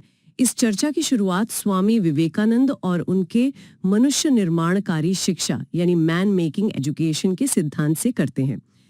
उनके दार्शनिक आधार को नव वेदांत और अद्वैत वेदांत कहा गया है। उनका मूल विश्वास था कि प्रत्येक आत्मा संभावित रूप से ईश्वरीय है। इन नोट्स में शिक्षा की एक बहुत ही प्रसिद्ध परिभाषा दी गई है जो बार बार परीक्षाओं में आती है। शिक्षा मनुष्य में अंतर्निहित पूर्णता की अभिव्यक्ति है, मैनिफेस्टेशन ऑफ परफेक्शन। इसे समझाने के लिए खिलते हुए कमल के फूल का बहुत ही सुंदर रूपक दिया गया है। इसका सीधा मतलब यह है कि ज्ञान बाहर से किसी के दिमाग में डाला नहीं जाता। बिल्कुल। सारा ज्ञान हमारी आत्मा के अंदर ही मौजूद है। शिक्षा का काम केवल अज्ञान का आवरण हटाना है। यहाँ सबसे आकर्षक बात यह है कि स्वामी विवेकानंद ने कितनी खूबसूरती से दो अलग अलग दुनियाओं का समन्वय, मेरा मतलब है उनका सिंथेसिस किया। एक तरफ भारत का गहरा आध्यात्मिक ज्ञान था जिसे हम वेदांत कहते हैं, और दूसरी तरफ पश्चिम का आधुनिक विज्ञान। उन्होंने इन दोनों को मिलाकर एक नया दृष्टिकोण दिया। और जहां तक उस पूर्णता की अभिव्यक्ति वाली बात है, ये परंपरागत शिक्षा प्रणाली के लिए एक बहुत बड़ा वैचारिक झटका था। अगर ज्ञान पहले से ही अंदर है तो शिक्षक का काम ज्ञान देना नहीं है, बल्कि सिर्फ उस पर पड़ी अज्ञान की धूल को हटाना है। इंसान के भीतर पहले से ही मौजूद है, तो फिर हमें इन बड़े बड़े स्कूलों या कॉलेजों या कठोर अनुशासन की आवश्यकता ही क्या है? कोई भी व्यक्ति खुद ही ज्ञानी क्यों नहीं हो जाता? ये एक बहुत ही सटीक सवाल है और इसका उत्तर अज्ञान के उसी आवरण में छिपा है जिसकी हमने अभी बात की। ज्ञान भीतर है, लेकिन वो अज्ञान, पूर्वग्रहों और कमजोरियों की कई परतों से ढका हुआ है। स्वामी जी का मानना था कि इन परतों को हटाने के लिए एक बाहरी मदद यानी एक सही वातावरण की आवश्यकता होती है। अच्छा। इसीलिए उन्होंने दरिद्र नारायण का एक बहुत ही सशक्त विचार दिया कि मनुष्य की सेवा ही ईश्वर की सच्ची सेवा है। उनके अनुसार जब हम दूसरों की निस्वार्थ सेवा करते हैं तो हमारे अहंकार और अज्ञान का पर्दा हटता है और भीतर की पूर्णता प्रकट होने लगती है। तो पर इतना ज्यादा जोर दिया गया है। मुझे इन नोट्स में जो बात सबसे ज्यादा चौंका गई वो शारीरिक बल को लेकर उनका एक कथन है। हाँ, वो फुटबॉल वाला कथन। बिल्कुल। विवेकानंद जी ने स्पष्ट रूप से कहा था कि गीता पढ़ने की तुलना में फुटबॉल खेलने से तुम स्वर्ग के अधिक निकट होगे। एक आध्यात्मिक गुरु से ऐसी बात सुनना कितना क्रांतिकारी लगता है। ये क्रांतिकारी इसलिए है क्योंकि इसके पीछे एक बहुत ही गहरा दर्शन है। अगर हम इसके क्यों पर विचार करें कि उन्होंने ऐसा क्यों कहा, तो ये आत्मनिर्भरता से जुड़ा है। विवेकानंद जी का स्पष्ट मानना था कि एक कमजोर और बीमार शरीर में एक मजबूत दिमाग या एक अडिग चरित्र कभी निवास नहीं कर सकता। सही बात है। बिना लोहे जैसी इच्छा शक्ति और मजबूत स्नायु तंत्र के कोई भी व्यक्ति समाज की सेवा कैसे कर सकता है? दरिद्र और वंचितों की सेवा के लिए भी एक मजबूत शरीर की आवश्यकता होती है। नैतिक अखंडता बिना शारीरिक शक्ति के नहीं आ सकती। तथ्यों को रटने के बजाय एकाग्रता यानी कंसंट्रेशन को शिक्षा का सबसे महत्वपूर्ण हिस्सा माना गया और इस एकाग्रता शक्ति को विकसित करने के लिए ब्रह्मचर्य को आवश्यक बताया गया। लेकिन सबसे दिलचस्प बात मुझे शिक्षक की भूमिका को लेकर लगी, जहां शिक्षक की तुलना एक माली से की गई है, एक गार्डनर से। ये माली का रूपक सच में बहुत ही गहरा है। देखिए, एक माली किसी बीज को पेड़ नहीं बनाता। बीज के भीतर पेड़ बनने की पूरी क्षमता पहले से मौजूद है। माली केवल मिट्टी तैयार करता है, सही मात्रा में पानी देता है और पौधे के विकास में आने वाले कीड़ों या खरपतवार को हटाता है। हाँ। पौधा अपनी प्रकृति के अनुसार खुद बढ़ता है। ठीक इसी तरह विवेकानंद जी के अनुसार एक शिक्षक का काम तथ्यों की एक बाल्टी लेकर छात्र के दिमाग में उड़ेलना नहीं है। शिक्षक का काम केवल ज्ञान के विकास में आने वाली बाधाओं को हटाना और संसाधन देना है। विवेकानंद जी के इस माली वाले विचार से एक बात स्पष्ट होती है कि ज्ञान थोपा नहीं जा सकता। और दिलचस्प बात यह है कि यही स्वतंत्रता और पौधे के स्वाभाविक विकास का विचार हमें रविंद्रनाथ टैगोर के दर्शन में एक बिल्कुल अलग और विशाल रूप में देखने को मिलता है। बिल्कुल। टैगोर का पूरा दार्शनिक आधार प्रकृतिवाद और विश्व भारती पर टिका है। उनका मुख्य कीवर्ड है सामंजस्य, हार्मनी। स्रोत में दी गई उस सशक्त बात का मैं जिक्र करना चाहूंगी जहां टैगोर तोते की शिक्षा, जिसे पैरट्स ट्रेनिंग कहा गया है, उसका कड़ा विरोध करते हैं। अगर हम इसे व्यापक संदर्भ में देखें तो तोते की शिक्षा का वह दृष्टांत टैगोर की सबसे बड़ी चेतावनियों में से एक है। वो रटने की विद्या, रोट लर्निंग पर एक करारा व्यंग्य है। टैगोर ये बताना चाह रहे थे कि 4 दीवारों में बंद करके, प्रकृति से काटकर बच्चों को सिर्फ रटाना उनकी आत्मा को मार देता है। कि प्रकृति ही सबसे बड़ी शिक्षिका है। दूसरा, मानवतावाद, कि मानव प्रेम ही सर्वोच्च धर्म है। तीसरा अंतर्राष्ट्रीयतावाद जो विश्व बंधुत्व की बात करता है। और चौथा आदर्शवाद यानी ईश्वर में एकता। लेकिन बिना कुछ रटे या याद किए केवल प्रकृति के बीच रहने से बुनियादी नींव कैसे बनेगी? मेरा मतलब है, टैगोर ने इस चुनौती को कैसे देखा? क्योंकि परीक्षाओं के लिए तो कुछ तय पाठ्यक्रम होता ही है। ये एक बहुत ही व्यावहारिक चिंता है। टैगोर शिक्षा या ज्ञान के खिलाफ नहीं थे, बल्कि ज्ञान थोपने के तरीके के खिलाफ थे। इसी को सुलझाने के लिए उन्होंने आनंददायक शिक्षण, जॉयफुल लर्निंग का मॉडल दिया। उनका मानना था कि जब बच्चा प्रकृति के करीब होता है तो उसकी जिज्ञासा स्वाभाविक रूप से जागती है। उनका एक सीधा क्रम था।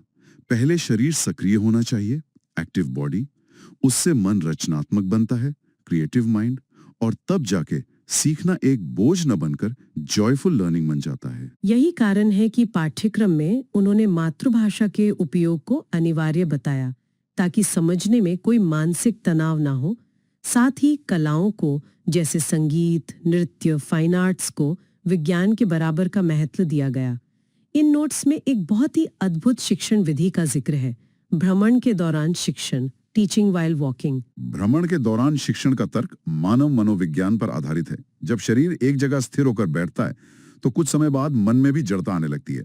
लेकिन जब शरीर सक्रिय रूप से प्रकृति के बीच घूम रहा होता है तो मस्तिष्क अधिक सतर्क और ग्रहणशील होता है। और ये सब तभी संभव है जब अनुशासन के नाम पर छात्रों को डराया न जाए। टैगोर ने पूर्ण स्वतंत्रता, एब्सोल्यूट फ्रीडम की वकालत की और हर प्रकार के दंड ना देने के सिद्धांत पर जोर दिया। इसी पूर्ण स्वतंत्रता और प्रकृति प्रेम का सबसे बड़ा उदाहरण 1901 में स्थापित उनका संस्थान शांति निकेतन है, जो बाद में विश्व भारती बना। हाँ, शांति निकेतन। कल्पना कीजिए एक विशाल पेड़ की छांव में चल रही खुली कक्षाओं की, ओपन एयर स्कूल, जहां बच्चे मिट्टी पर बैठकर सीख रहे हैं। इस विश्व भारती का आदर्श वाक्य है, यत्र विश्वम भवति एक नीडम, जिसका अर्थ है जहां संपूर्ण विश्व एक घोंसले में समा जाता है। इसका मुख्य उद्देश्य पूर्वी और पश्चिमी संस्कृति का मिलन था। ये एक घोंसला वाला विचार उनके अंतर्राष्ट्रीयतावाद का सबसे बड़ा प्रतीक है। वो सिर्फ भारतीय ज्ञान तक सीमित नहीं रहना चाहते थे, बल्कि पूरी दुनिया की बेहतरीन बौद्धिक और कलात्मक उपलब्धियों को एक जगह लाना चाहते थे, और वो भी प्रकृति के बिल्कुल बीचों बीच। यहाँ ये विषय बहुत ही दिलचस्प हो जाता है, क्योंकि जब हम टैगोर की प्रकृति और कला से आगे बढ़ते हैं तो हम महात्मा गांधी के दर्शन पर पहुंचते हैं, जहां शिक्षा सीधे श्रम और समाज से जुड़ जाती है। गांधी जी को एक व्यवहारिक आदर्शवादी, प्रैक्टिकल आइडियलिस्ट कहा गया है। बिल्कुल। उनका दर्शन भी एक संगम था, आदर्शवाद, प्रयोजनवाद और प्रकृतिवाद का। गांधी जी ने शिक्षा की जो प्रसिद्ध परिभाषा दी है वो ये है, बालक और मनुष्य के शरीर, मन और आत्मा का सर्वांगीण विकास। इसे 3H का नाम दिया गया, हेड, हार्ट और हैंड का एक साथ विकास। व्यवहारिक आदर्शवादी शब्द उनके लिए बिल्कुल सटीक बैठता है।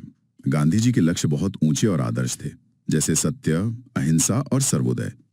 लेकिन उन लक्ष्यों को पाने का जो तरीका उन्होंने सुझाया वो पूरी तरह से व्यवहारिक और जमीन से जुड़ा था। वे समझ गए थे कि भारत जैसे ग्रामीण देश में किताबी शिक्षा काम नहीं आएगी। शिक्षा को वास्तविक जीवन के कौशल से जुड़ना ही होगा, तभी कोई व्यक्ति स्वावलंबी बन सकेगा। और परीक्षा की दृष्टि से देखा जाए तो 1937 की वर्धा शिक्षा योजना, जिसे हम नई तालीम के नाम से जानते हैं, उसके प्रमुख बिंदु बहुत महत्वपूर्ण है। जैसे 7 से 14 वर्ष की आयु के बच्चों के लिए मुफ्त और अनिवार्य शिक्षा, और शिक्षा का माध्यम पूरी तरह से मातृभाषा होना चाहिए। बिल्कुल। और इसकी सबसे बड़ी विशेषता थी इसका हस्तशिल्प केंद्रित होना, क्राफ्ट सेंटर्ड, और स्वावलंबी होना, जिसे सेल्फ सपोर्टिंग कहते हैं। इस पर हमें गहराई में जाना चाहिए। बच्चे स्कूलों में केवल बैठकर सुनते नहीं थे, वे सूत काटते थे, बुनाई करते थे या कृषि के काम करते थे। ये विचार उस समय के लिए कितना क्रांतिकारी था कि उत्पाद बना के स्कूल का खर्च निकाला जाए। लेकिन यहाँ एक शंका उत्पन्न होती है, बच्चों से स्कूलों में काम करवाना और उनके बनाए उत्पादों को बेचकर स्कूल का खर्च निकालना, क्या ये एक तरह का बाल श्रम नहीं लगता? ये एक बहुत ही लाजमी सवाल है, और उस दौर में भी ये बहस हुई थी। लेकिन गांधी जी का दृष्टिकोण आर्थिक से ज्यादा मनोवैज्ञानिक था। वे इसे बाल श्रम नहीं, बल्कि श्रम की गरिमा, डिग्निटी ऑफ लेबर मानते थे।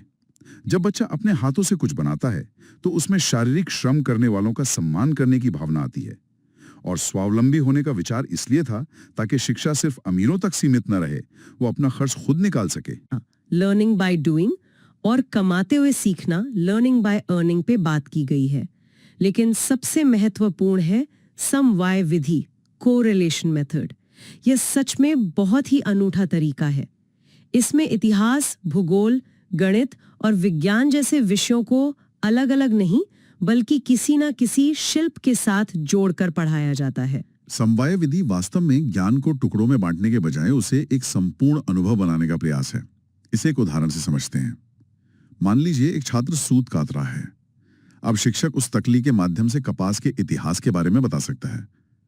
फिर वह समझा सकता है कि कपास किन भौगोलिक परिस्थितियों में उगता है। ये भूगोल हो गया। सूत के वजन से गणित के सूत्र सिखाए जा सकते हैं और कपास के रेशों से विज्ञान का ज्ञान दिया जा सकता है। ये विषयों को जोड़ने का एकदम जीवंत कार्यान्वयन है। ये सच में अद्भुत है। और जब हम जीवन और विकास की बात कर रहे हैं तो अब हम अपने अंतिम और शायद सबसे दार्शनिक विचारक की ओर रुख करते हैं, श्री अरबिंदो। उनका दर्शन समग्र योग, इंटीग्रल योगा और अतिमानस सुपरमाइंड के अत्यंत गहरे वैचारिक आधार पर टिका है। ये एक महत्वपूर्ण सवाल खड़ा करता है कि हम मनुष्य के रूप में अपनी यात्रा को कैसे देखते हैं। श्री अरबिंदो का दर्शन हमें बताता है कि मानव विकास की अंतिम कड़ी नहीं है बल्कि एक संक्रमणकालीन प्राणी है, ट्रांजिशनल बीइंग। चेतना के विकास की सीढ़ी पर अगर हम देखें तो यात्रा जड़ यानी मैटर से शुरू होती है, प्राण यानी लाइफ में बदलती है, फिर मन यानी माइंड तक पहुंचती है और शिक्षा का अंतिम लक्ष्य इस मन को विकसित करके अतिमानस यानी सुपर माइंड तक ले जाना है। अतिमानस तक पहुंचने के लिए उन्होंने समग्र शिक्षा, इंटीग्रल एजुकेशन के 5 पहलू बताए हैं। शारीरिक, प्राणिक जो भावनाओं का नियंत्रण है, मानसिक, चैत्य यानी साइकिक और आध्यात्मिक। इन सब में चैत्य यानी आंतरिक आत्मा के जागरण को सबसे महत्वपूर्ण पहलू माना गया है। चैत्य को सबसे महत्वपूर्ण इसलिए माना गया है क्योंकि यही वो केंद्र है जो बाकी सभी पहलुओं को एक साथ बांधता है। अगर भीतर की आत्मा जागृत न हो तो मनुष्य अतिमानस तक नहीं पहुंच सकता। यह वो पुल है जो हमें ईश्वरीय चेतना से जोड़ता है। और इस प्रक्रिया में शिक्षक क्या कर सकता है? अरबिंदो ने शिक्षण के 3 सत्य सिद्धांत दिए हैं। पहला, कुछ भी पढ़ाया नहीं जा सकता, नथिंग कैन बी टॉट। शिक्षक केवल गाइड है। दूसरा, मन के विकास में मन से ही परामर्श लेना चाहिए। और तीसरा, समीप से दूर की ओर यानी ज्ञात से अज्ञात की ओर बढ़ना। उनका पहला सिद्धांत, कुछ भी पढ़ाया नहीं जा सकता, हमें सीधे तौर पर विवेकानंद जी के माली वाले रूपक की याद दिलाता है। अरबिंदो भी मान रहे थे कि ज्ञान भीतर है, शिक्षक थोप नहीं सकता, वो केवल मार्गदर्शन दे सकता है। और दूसरा सिद्धांत मनोवैज्ञानिक सत्य है कि आप बच्चे की मूल प्रकृति के खिलाफ जाकर कुछ नहीं सिखा सकते। तो आखिर तुम सबका मतलब क्या है?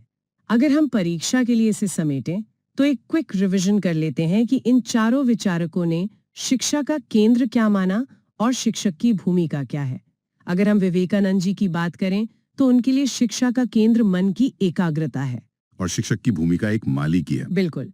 टैगोर के लिए शिक्षा का केंद्र प्रकृति और आनंद है, जहाँ शिक्षक एक मित्र या मार्गदर्शक की तरह है। गांधी जी के लिए शिक्षा का केंद्र हस्तशिल्प है और शिक्षक एक आदर्श व्यक्ति या नैतिक मार्गदर्शक है। और अंत में अरबिंदो के लिए शिक्षा का केंद्र चेतना का विकास है, जहाँ शिक्षक एक सहायक या हेल्पर की भूमिका में है। ये तुलना बहुत जरूरी है। और स्रोत में दिए गए मैच द कीवर्ड्स का तेजी से उल्लेख करें तो मैनिफेस्टेशन कीवर्ड आते ही विवेकानंद, हार्मनी का संबंध टैगोर से, 3H या सेल्फ सपोर्टिंग आती ही गांधी और सुपर माइंड या साइकिक बीइंग आते ही श्री अरबिंदो। यह ऑब्जेक्टिव परीक्षाओं के लिए अचूक रणनीति है। पिछले वर्षों के प्रश्नों को देखें तो यही तथ्य सीधे पूछे जाते हैं। 1937 की नई तालीम, पूर्णता की अभिव्यक्ति किसकी परिभाषा है, शांति निकेतन का आधार या नथिंग कैन बी टॉट का सिद्धांत, ये सब परीक्षा के लिए बहुत अहम है। बिल्कुल। हमने इस चर्चा में भारतीय शैक्षिक दर्शन के विभिन्न आयामों को गहराई से समझा, लेकिन चर्चा को समाप्त करने से पहले एक विचार जो दिमाग में आ रहा है, इन चारों महान विचारकों ने ये माना कि शिक्षा भीतर से बाहर की ओर आती है, चाहे वो आत्मा की अभिव्यक्ति हो, प्रकृति के साथ सामंजस्य हो, हाथों का कौशल हो या चेतना का विकास हो। तो फिर आज की आधुनिक शिक्षा व्यवस्था अब भी उस तोते की शिक्षा पर इतनी निर्भर क्यों है, जिसके खिलाफ टैगोर ने इतनी चेतावनी दी थी? ये सच में सोचने वाली बात है। आज की इस गहन चर्चा में बस इतना ही। अगले भाग में पाश्चात्य दर्शन के सिद्धांतों पर दृष्टि डाली जाएगी। तब तक के लिए इन विचारों पर मनन करते रहिए। इस नई गहन चर्चा में स्वागत है।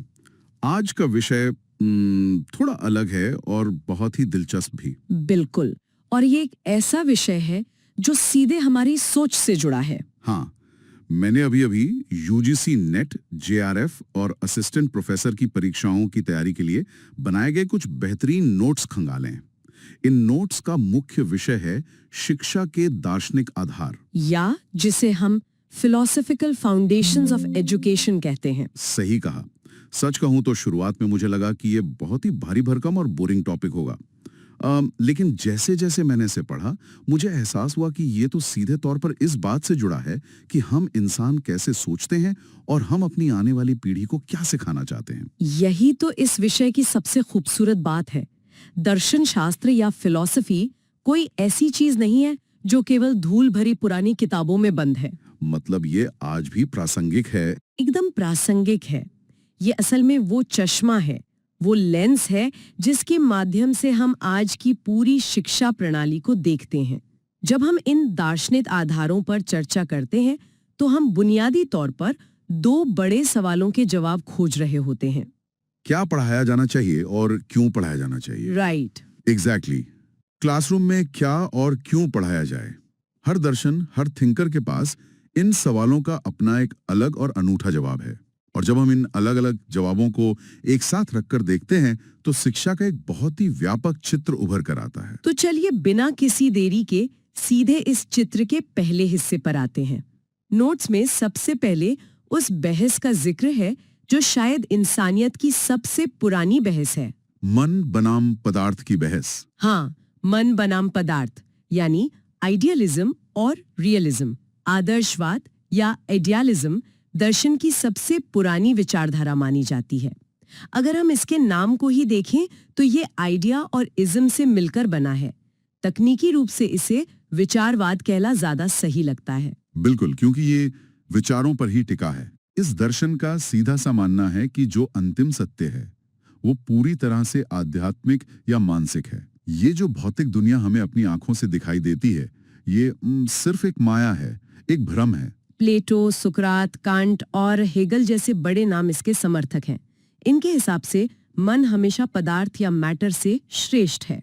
इस विचारधारा को थोड़ी और गहराई से समझने के लिए हमें इनके सोचने के तरीके को देखना होगा, यानी ज्ञान मीमांसा, जिसे हम एपिस्टेमोलॉजी कहते हैं, और इनकी मूल्य मीमांसा यानी एक्सियोलॉजी पर गौर करना होगा। ये एपिस्टेमोलॉजी और एक्सियोलॉजी परीक्षाओं में बहुत पूछा जाता है। बहुत ज्यादा। देखिए, आइडियलिज्म की एपिस्टेमोलॉजी कहती है कि ज्ञान का असली स्रोत हमारा मन, हमारा तर्क और हमारा इंट्यूशन है। ये पूरी तरह से बुद्धिवाद पर निर्भर करता है। ये लोग हमारी इंद्रियों यानी सेंसेस से मिलने वाले ज्ञान को सिरे से खारिज करते हैं, क्योंकि आंखें और कान धोखा दे सकते हैं। सही कहा, लेकिन शुद्ध विचार कभी धोखा नहीं देते। और अगर एक्सियोलॉजी की बात करें तो ये हिस्सा बहुत ही दिलचस्प है। आदर्शवाद मानता है कि जो मूल्य या वैल्यूज हैं वे शाश्वत और निरपेक्ष होते हैं। वे समय के साथ बदलते नहीं हैं, जिन्हें हम सत्यम, शिवम और सुंदरम कहते हैं। हाँ, सत्य, अच्छाई और सौंदर्य, ये ऐसे मूल्य हैं जो इंसानों ने अपनी सुविधा के लिए नहीं बनाए हैं, बल्कि ये इस ब्रह्मांड में हमेशा से मौजूद हैं। ये बहुत ही गहरा विचार है, लेकिन जब हम इसे सीधे तौर पर क्लासरूम या शिक्षा के क्षेत्र में लाते हैं तो ये थोड़ा किताबी लगने लगता है। नोट्स के अनुसार आदर्शवादी शिक्षा का मुख्य उद्देश्य सेल्फ रियलाइजेशन या आत्मा अनुभूति है। क्योंकि वे विचारों पर इतना जोर देते हैं, इसलिए उनका सिलेबस भी फिलॉसफी, साहित्य और कला जैसे विषयों से भरा होता है। लेकिन मुझे यहाँ सबसे रोचक बात फ्रोबेल की लगी। फ्रोबेल ने एक बहुत ही सुंदर एनालॉजी दी है। वे कहते हैं कि एक स्कूल असल में एक बाग है, बच्चा एक छोटा सा पौधा और शिक्षक एक माली है। यहाँ शिक्षक का दर्जा बहुत ऊंचा रखा गया है। बच्चा शिक्षक के आदर्श चरित्र को देखकर सीखता है। लेकिन क्या ये आज के समय में थोड़ा अव्यवहारिक नहीं लगता? मतलब क्या हर शिक्षक इतना आदर्श हो सकता है? यही तो वो सवाल है जिसने रियलिज्म या यथार्थवाद को जन्म दिया। आदर्शवाद की एक बहुत ही स्पष्ट प्रतिक्रिया के रूप में अरस्तू और फ्रांसिस बेकन जैसे विचारकों ने यथार्थवाद की नींव रखी। इसे हम पदार्थ का दर्शन कह सकते हैं। बिल्कुल, यहाँ कहानी पूरी तरह से पलट जाती है। यथार्थवादियों ने कहा कि नहीं, ये भौतिक दुनिया कोई माया या भ्रम नहीं है, यही अंतिम सत्य है। वस्तुएं हमारे मन से स्वतंत्र रूप से मौजूद हैं। मतलब अगर मैं किसी पेड़ के बारे में नहीं सोच रहा हूँ तब भी वो पेड़ वहाँ जंगल में मौजूद है। एग्जैक्टली, यहाँ पदार्थ या मैटर मन से बड़ा हो जाता है। और यहीं पर मुझे नोट्स में एक बहुत ही कमाल का कॉन्सेप्ट मिला जो परीक्षाओं में बार बार पूछा जाता है, जॉन लॉक का टैबुला रासा, या जिसे कोरी स्लेट का सिद्धांत कहते हैं। हाँ, ये बहुत महत्वपूर्ण है। यथार्थवाद मानता है कि ज्ञान हमारी इंद्रियों से आता है। लॉक का कहना था कि जब इंसान पैदा होता है तो उसका दिमाग एक बिल्कुल खाली स्लेट की तरह होता है। उसमें पहले से कोई विचार या सत्यम शिवम सुंदरम फीड नहीं होते। हम दुनिया को देखते हैं, छूते हैं, महसूस करते हैं और वे अनुभव हमारी उस खाली स्लेट पर ज्ञान लिखते जाते हैं। ये मुझे काफी लॉजिकल लगता है। और अगर ज्ञान अनुभव और इंद्रियों से आ रहा है तो जाहिर है कि शिक्षा भी उसी दिशा में जाएगी। यथार्थवादी शिक्षा का मुख्य फोकस इंसान को वास्तविक जीवन के लिए तैयार करना है। वे चाहते हैं कि बच्चा विज्ञान पढ़े, जैसे भौतिकी, जीव विज्ञान, गणित, और पढ़ाने के लिए वैज्ञानिक तरीके इस्तेमाल किए जाएं। हाँ, पहले चीजों को ऑब्जर्व करो, फिर एक हाइपोथेसिस या परिकल्पना बनाओ, उस पर एक्सपेरिमेंट करो और फिर निष्कर्ष निकालो। फ्रांसिस बेकन की आगमन विधि या इंडक्टिव मेथड इसका एक बेहतरीन उदाहरण है। तो यहाँ शिक्षक माली नहीं है। नहीं, यहाँ शिक्षक एक ऐसा गाइड है जो दुनिया की वास्तविकता से परिचित कराता है। अनुशासन भी प्राकृतिक और सामाजिक नियमों पर आधारित एक ऑब्जेक्टिव अनुशासन होता है। चलिए अब स्कूल की इन सख्त दीवारों और वैज्ञानिक प्रयोगों से थोड़ा बाहर निकलते हैं। अगला दर्शन तो पूरी तरह से सिस्टम के ही खिलाफ खड़ा हो जाता है। मैं बात कर रहा हूँ नेचुरलिज्म या प्रकृतिवाद की। रूसो का दर्शन। हाँ, इसकी शुरुआत रूसो के उस मशहूर नारे से होती है कि प्रकृति की ओर लौटो। इस दर्शन का मूल विचार ये है कि प्रकृति ही सब कुछ है, वही अंतिम सत्य है। ये किसी भी तरह की अलौकिक शक्ति या ईश्वर को नकारता है। रूसो का मानना था कि समाज पूरी तरह से कृत्रिम है। उनका एक बहुत ही प्रसिद्ध वाक्य है कि ईश्वर हर चीज को अच्छा बनाता है, लेकिन इंसान उसमें दखल देता है और उसे बिगाड़ देता है। और इसी दर्शन से शिक्षा का वो कॉन्सेप्ट निकलता है जिसे रूसो ने अपनी प्रसिद्ध किताब एमिल में पेश किया था, नेगेटिव एजुकेशन या निषेधात्मक शिक्षा। तो फिर इसका क्या मतलब है? इसका सीधा सा मतलब है कि उन्हें उन पारंपरिक और कृत्रिम तरीकों से न पढ़ाया जाए जो समाज ने थोपे हैं। रूसो का तो यहाँ तक कहना था कि किताबें पढ़ना बचपन का सबसे बड़ा अभिशाप है। कोई सीधे नैतिक उपदेश नहीं होने चाहिए। रुको, कोई किताबें नहीं, ये तो आज के समय में तबाही मचा देगा। बिना किताबों के, बिना किसी सख्त टाइम टेबल के बच्चा सीखेगा कैसे? मुझे तो ये किसी बुरे सपने जैसा लग रहा है, जहां बच्चे क्लासरूम में बस उछल कूद कर रहे हैं। अनुशासन कहां से आएगा? प्रकृतिवाद के पास इसका एक बहुत ही सीधा जवाब है, प्राकृतिक परिणाम या नेचुरल कॉन्सिक्वेंसेस। वो कहते हैं कि बच्चा अपने आप सीखेगा जब प्रकृति उसे सिखाएगी। अच्छा, जैसे अगर आग को छुएगा तो हाथ जलेगा। बिल्कुल, और वो हमेशा के लिए सीख जाएगा कि आग खतरनाक है। उसे किताब में पढ़ने की जरूरत नहीं है कि आग से दूर रहो।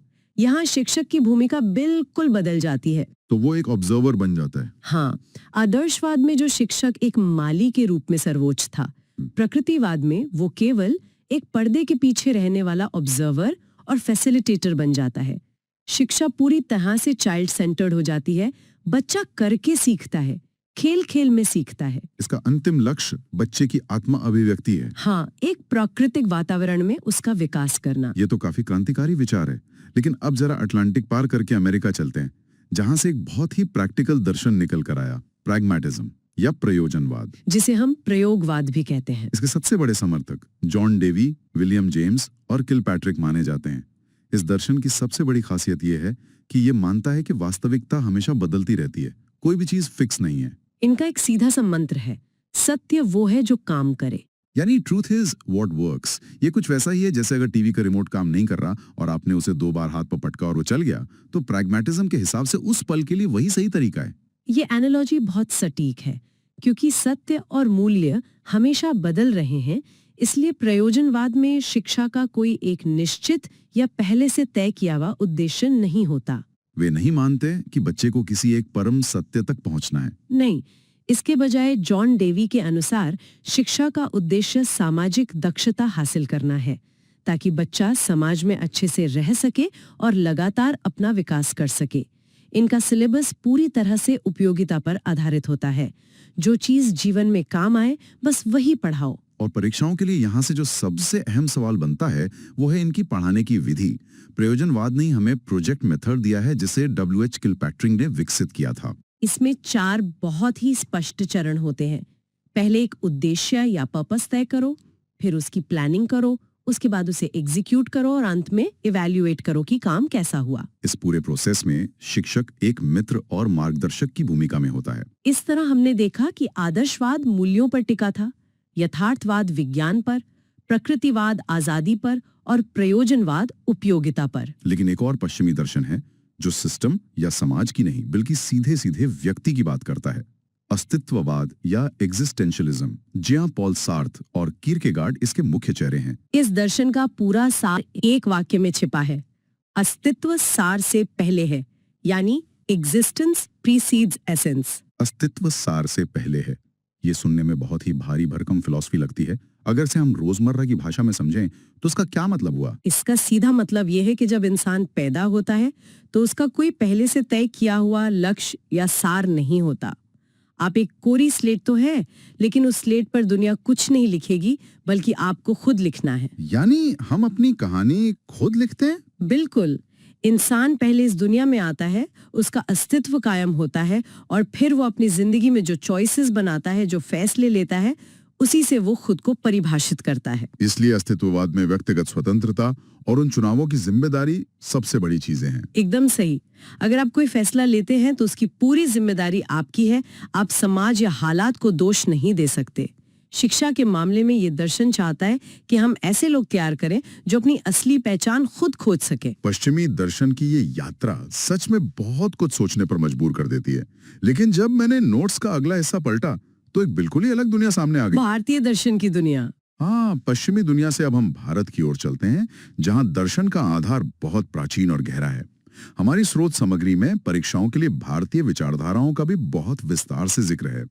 और ये सिर्फ पुराने मंत्रों की बात नहीं है, बल्कि जीवन को देखने का एक पूरा वैज्ञानिक और आध्यात्मिक नजरिया है।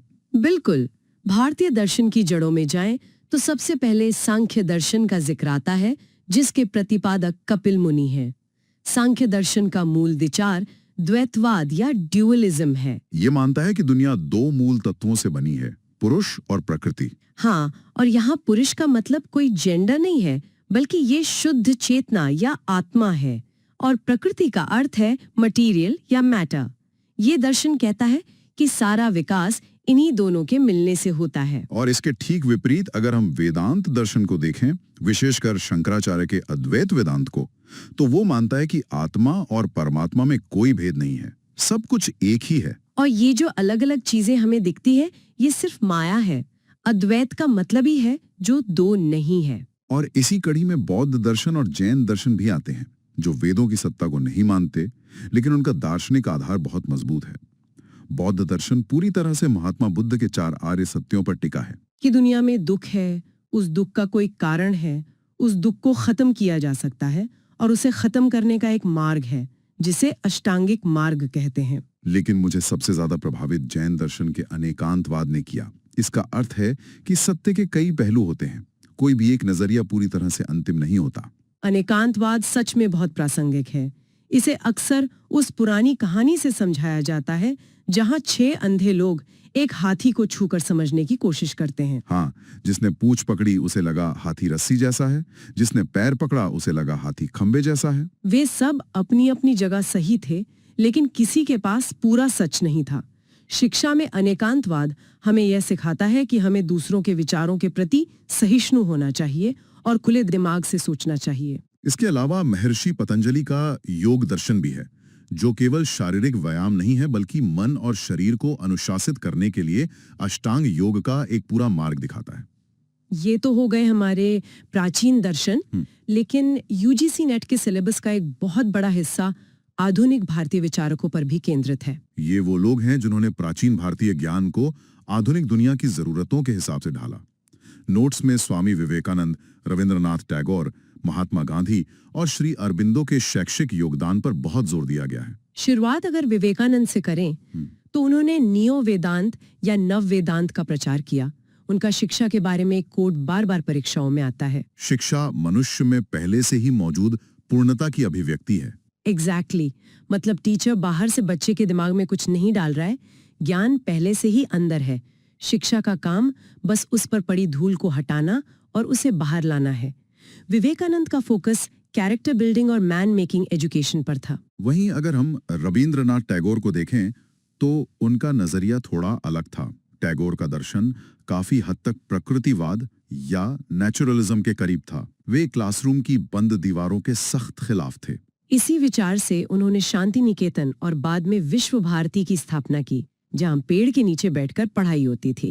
लेकिन रूसो के प्रकृतिवाद और टैगोर के प्रकृतिवाद में एक बड़ा फर्क था। टैगोर का प्रकृतिवाद एक आध्यात्मिक नींव पर खड़ा था। हाँ, वे केवल प्रकृति की बात नहीं करते थे, बल्कि एक अंतर्राष्ट्रीयतावाद की बात करते थे कि पूरी दुनिया एक घोंसले की तरह है। ये बहुत ही सुंदर विचार है। और जब हम महात्मा गांधी की बात करते हैं तो मुझे लगता है कि उनका दर्शन सबसे ज्यादा जमीनी और प्रैक्टिकल था। गांधी जी का दर्शन प्रयोजनवाद और आदर्शवाद का एक बहुत ही शानदार मिश्रण था। उन्होंने नई तालीम या बेसिक एजुकेशन का कॉन्सेप्ट दिया। वे केवल दिमाग की पढ़ाई नहीं चाहते थे, उनका फोकस 3H पर था, हेड, हार्ट और हैंड। यानी दिमाग, दिल और हाथ। इसीलिए उन्होंने शिक्षा को हस्तशिल्प या हैंडीक्राफ्ट से जोड़ा, ताकि बच्चा चरखा चलाना, सूत काटना या खेती करना सीखे और आत्मनिर्भर बन सके। गांधी जी मानते थे कि शारीरिक श्रम के बिना बौद्धिक शिक्षा अधूरी है। और अंत में हमें श्री अरबिंदो के योगदान को नहीं भूलना चाहिए। अरबिंदो का दर्शन समग्र योग या इंटीग्रल योगा पर आधारित था। वे केवल एक अच्छी नौकरी पाने या समाज में सेटल होने के लिए शिक्षा की बात नहीं करते थे। उनका लक्ष्य बहुत ऊंचा था। उन्होंने अतिमानस या द सुपर माइंड की अवधारणा दी। उनका मानना था कि शिक्षा का काम मानव चेतना को उसके वर्तमान स्तर से उठाकर एक दिव्य स्तर तक ले जाना है, जहां हमारा शारीरिक, मानसिक और आध्यात्मिक विकास पूरी तरह से एक साथ हो। सच में इन चारों भारतीय विचारकों ने शिक्षा को सिर्फ स्कूल की दीवारों तक सीमित नहीं रखा, बल्कि उसे जीवन और चेतना के विकास से जोड़ दिया। अब हमने पश्चिमी और भारतीय दोनों दर्शनों को समझ लिया है। लेकिन जब परीक्षा कक्ष में बैठते हैं तो इन सारे भारी भरकम शब्दों के बीच कंफ्यूजन होना बहुत आम बात है। बिल्कुल, इसीलिए हमारी स्रोत सामग्री में कुछ बहुत ही बेहतरीन एग्जाम रूम हैक्स और कीवर्ड्स दिए गए हैं। तो चलिए एक छोटा सा गेम खेलते हैं। मैं कुछ कीवर्ड्स दूंगा और आपको बताना है कि एग्जाम में इसका सही जवाब कौन सा दर्शन होगा। तैयार हैं? बिल्कुल, चलिए इसे ट्राई करते हैं। ठीक है। अगर प्रश्न में मूल्य, आत्मा या शाश्वत सत्य जैसे शब्द आते हैं तो उत्तर क्या होगा? ये बहुत आसान है। जहां भी आत्मा और शाश्वत मूल्यों की बात हो, आपका उत्तर सीधा आदर्शवाद या आइडियलिज्म होना चाहिए। और अगर प्रश्न विज्ञान, इंद्रियों से ज्ञान या भौतिक वस्तुओं के इर्द गिर्द घूमता है, तब बिना सोचे यथार्थवाद या रियलिज्म पर टिक लगा दीजिए, क्योंकि वे साइंस और सेंसेस को ही सब कुछ मानते हैं। और अगर परीक्षा में स्वतंत्रता, मूल प्रवृत्ति या किताबों का विरोध लिखा हो, ये रूसो का इलाका है। इसका जवाब प्रकृतिवाद यानी नेचुरलिज्म होगा। क्या बात है। अगला कीवर्ड है उपयोगिता, सामाजिक दक्षता या प्रैक्टिकल एक्शन। विकल्प चुनाव की आजादी या चिंता जैसे शब्द दिखें। यह पूरी तरह से सार्त्र का अस्तित्ववाद या एग्जिस्टेंशियलिज्म है, जहां आपको अपनी कहानी खुद लिखनी है। ये सच में एक मास्टर चीट शीट है। इसके साथ ही नोट्स में कुछ बहुत ही अहम किताबों की लिस्ट भी हैं जो अक्सर परीक्षाओं में आती हैं। जैसे द रिपब्लिक के बारे में तो सब जानते हैं कि ये प्लेटो ने लिखी है, जहां से आदर्शवाद की नींव पड़ी। और उसी तरह आप रूसो की एमिल को इग्नोर नहीं कर सकते। इसी किताब ने चाइल्ड सेंटर्ड एजुकेशन का पूरा नैरेटिव सेट किया था। जॉन डीवी की डेमोक्रेसी एंड एजुकेशन भी प्रयोजनवाद को समझने के लिए एक क्लासिक टेक्स्ट है। बिल्कुल। इसके अलावा जॉन लॉक की एसे कंसर्निंग ह्यूमन अंडरस्टैंडिंग, जहां उन्होंने अपनी उस कोरी स्लेट का जिक्र किया था, और सार्थकी बीइंग ए नथिंगनेस। अगर भारतीय विचारकों की बात करें तो टैगोर की गीतांजलि और श्री अरबिंदो की द लाइफ डिवाइन वो किताबें हैं जिनके बारे में हर एस्पिरेंट को पता होना ही चाहिए। इन सभी विचारधाराओं, विचारकों और उनकी किताबों को समझना ही शैक्षिक दर्शन की असली नींव है।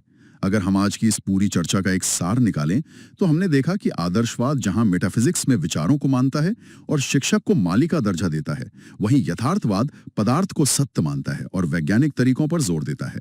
प्रकृतिवाद ने हमें निषेधात्मक शिक्षा और खेल खेल में सीखने का सिद्धांत दिया। प्रयोजनवाद ने प्रोजेक्ट मेथड से शिक्षा को रोजमर्रा के जीवन में काम आने लायक बनाया। अस्तित्ववाद ने हमें अपनी जिम्मेदारी खुद लेना सिखाया। और हमारे भारतीय दर्शन ने, चाहे वो प्राचीन हो या आधुनिक विचारकों का हो, इस पूरे विमर्श में एक आध्यात्मिक और समग्र गहराई ला दी, जहां शिक्षा सिर्फ दिमाग की नहीं बल्कि पूरी चेतना की है। हमने प्राचीन यूनानी आदर्शों से लेकर अमेरिकी व्यवहारिकता और भारतीय आध्यात्मिक गहराई तक का एक बहुत ही शानदार सफर तय किया है। ये नोट्स केवल परीक्षा पास करने का टूल नहीं है, बल्कि ये हमें बताते हैं कि शिक्षा केवल सिलेबस रटने का नाम नहीं है। ये मन, आत्मा, समाज और प्रकृति को समझने का एक बहुत बड़ा कैनवास है। और इससे पहले कि हम इस चर्चा को यहीं रोकें, मैं इन सारे नोट्स और दार्शनिक सिद्धांतों से बाहर निकलकर लेकिन उन्हीं से जुड़ा हुआ एक ऐसा विचार छोड़ना चाहूंगी जिस पर लोग खुद गहराई से सोच विचार कर सके। बिल्कुल, बताइए। आज हमने जॉन लॉक के यथार्थवाद में पढ़ा कि हम एक कोरी स्लेट के रूप में पैदा होते हैं जिस पर दुनिया अपना ज्ञान लिखती है, और हमने अस्तित्ववाद में पढ़ा कि हमें अपने चुनाव खुद करके अपनी पहचान, अपना सार खुद बनाना होता है। तो इसमें विरोधाभास कहाँ है? विरोधाभास आज के सिस्टम में सवाल ये उठता है कि आज की जो हमारी आधुनिक और मानकीकृत शिक्षा प्रणाली है, हमारा स्टैंडर्डाइज्ड एजुकेशन सिस्टम, वो असल में क्या कर रहा है? क्या वो सच में एक व्यक्ति को अपनी अनोखी कहानी लिखने और अपना सार खुद तय करने की आजादी दे रहा है, या फिर वो बस दुनिया की हर कोरी स्लेट पर एक ही रटा रटाया सिलेबस छापने की कोशिश कर रहा है ताकि हर इंसान एक जैसा ही प्रोडक्ट बनकर बाहर निकले?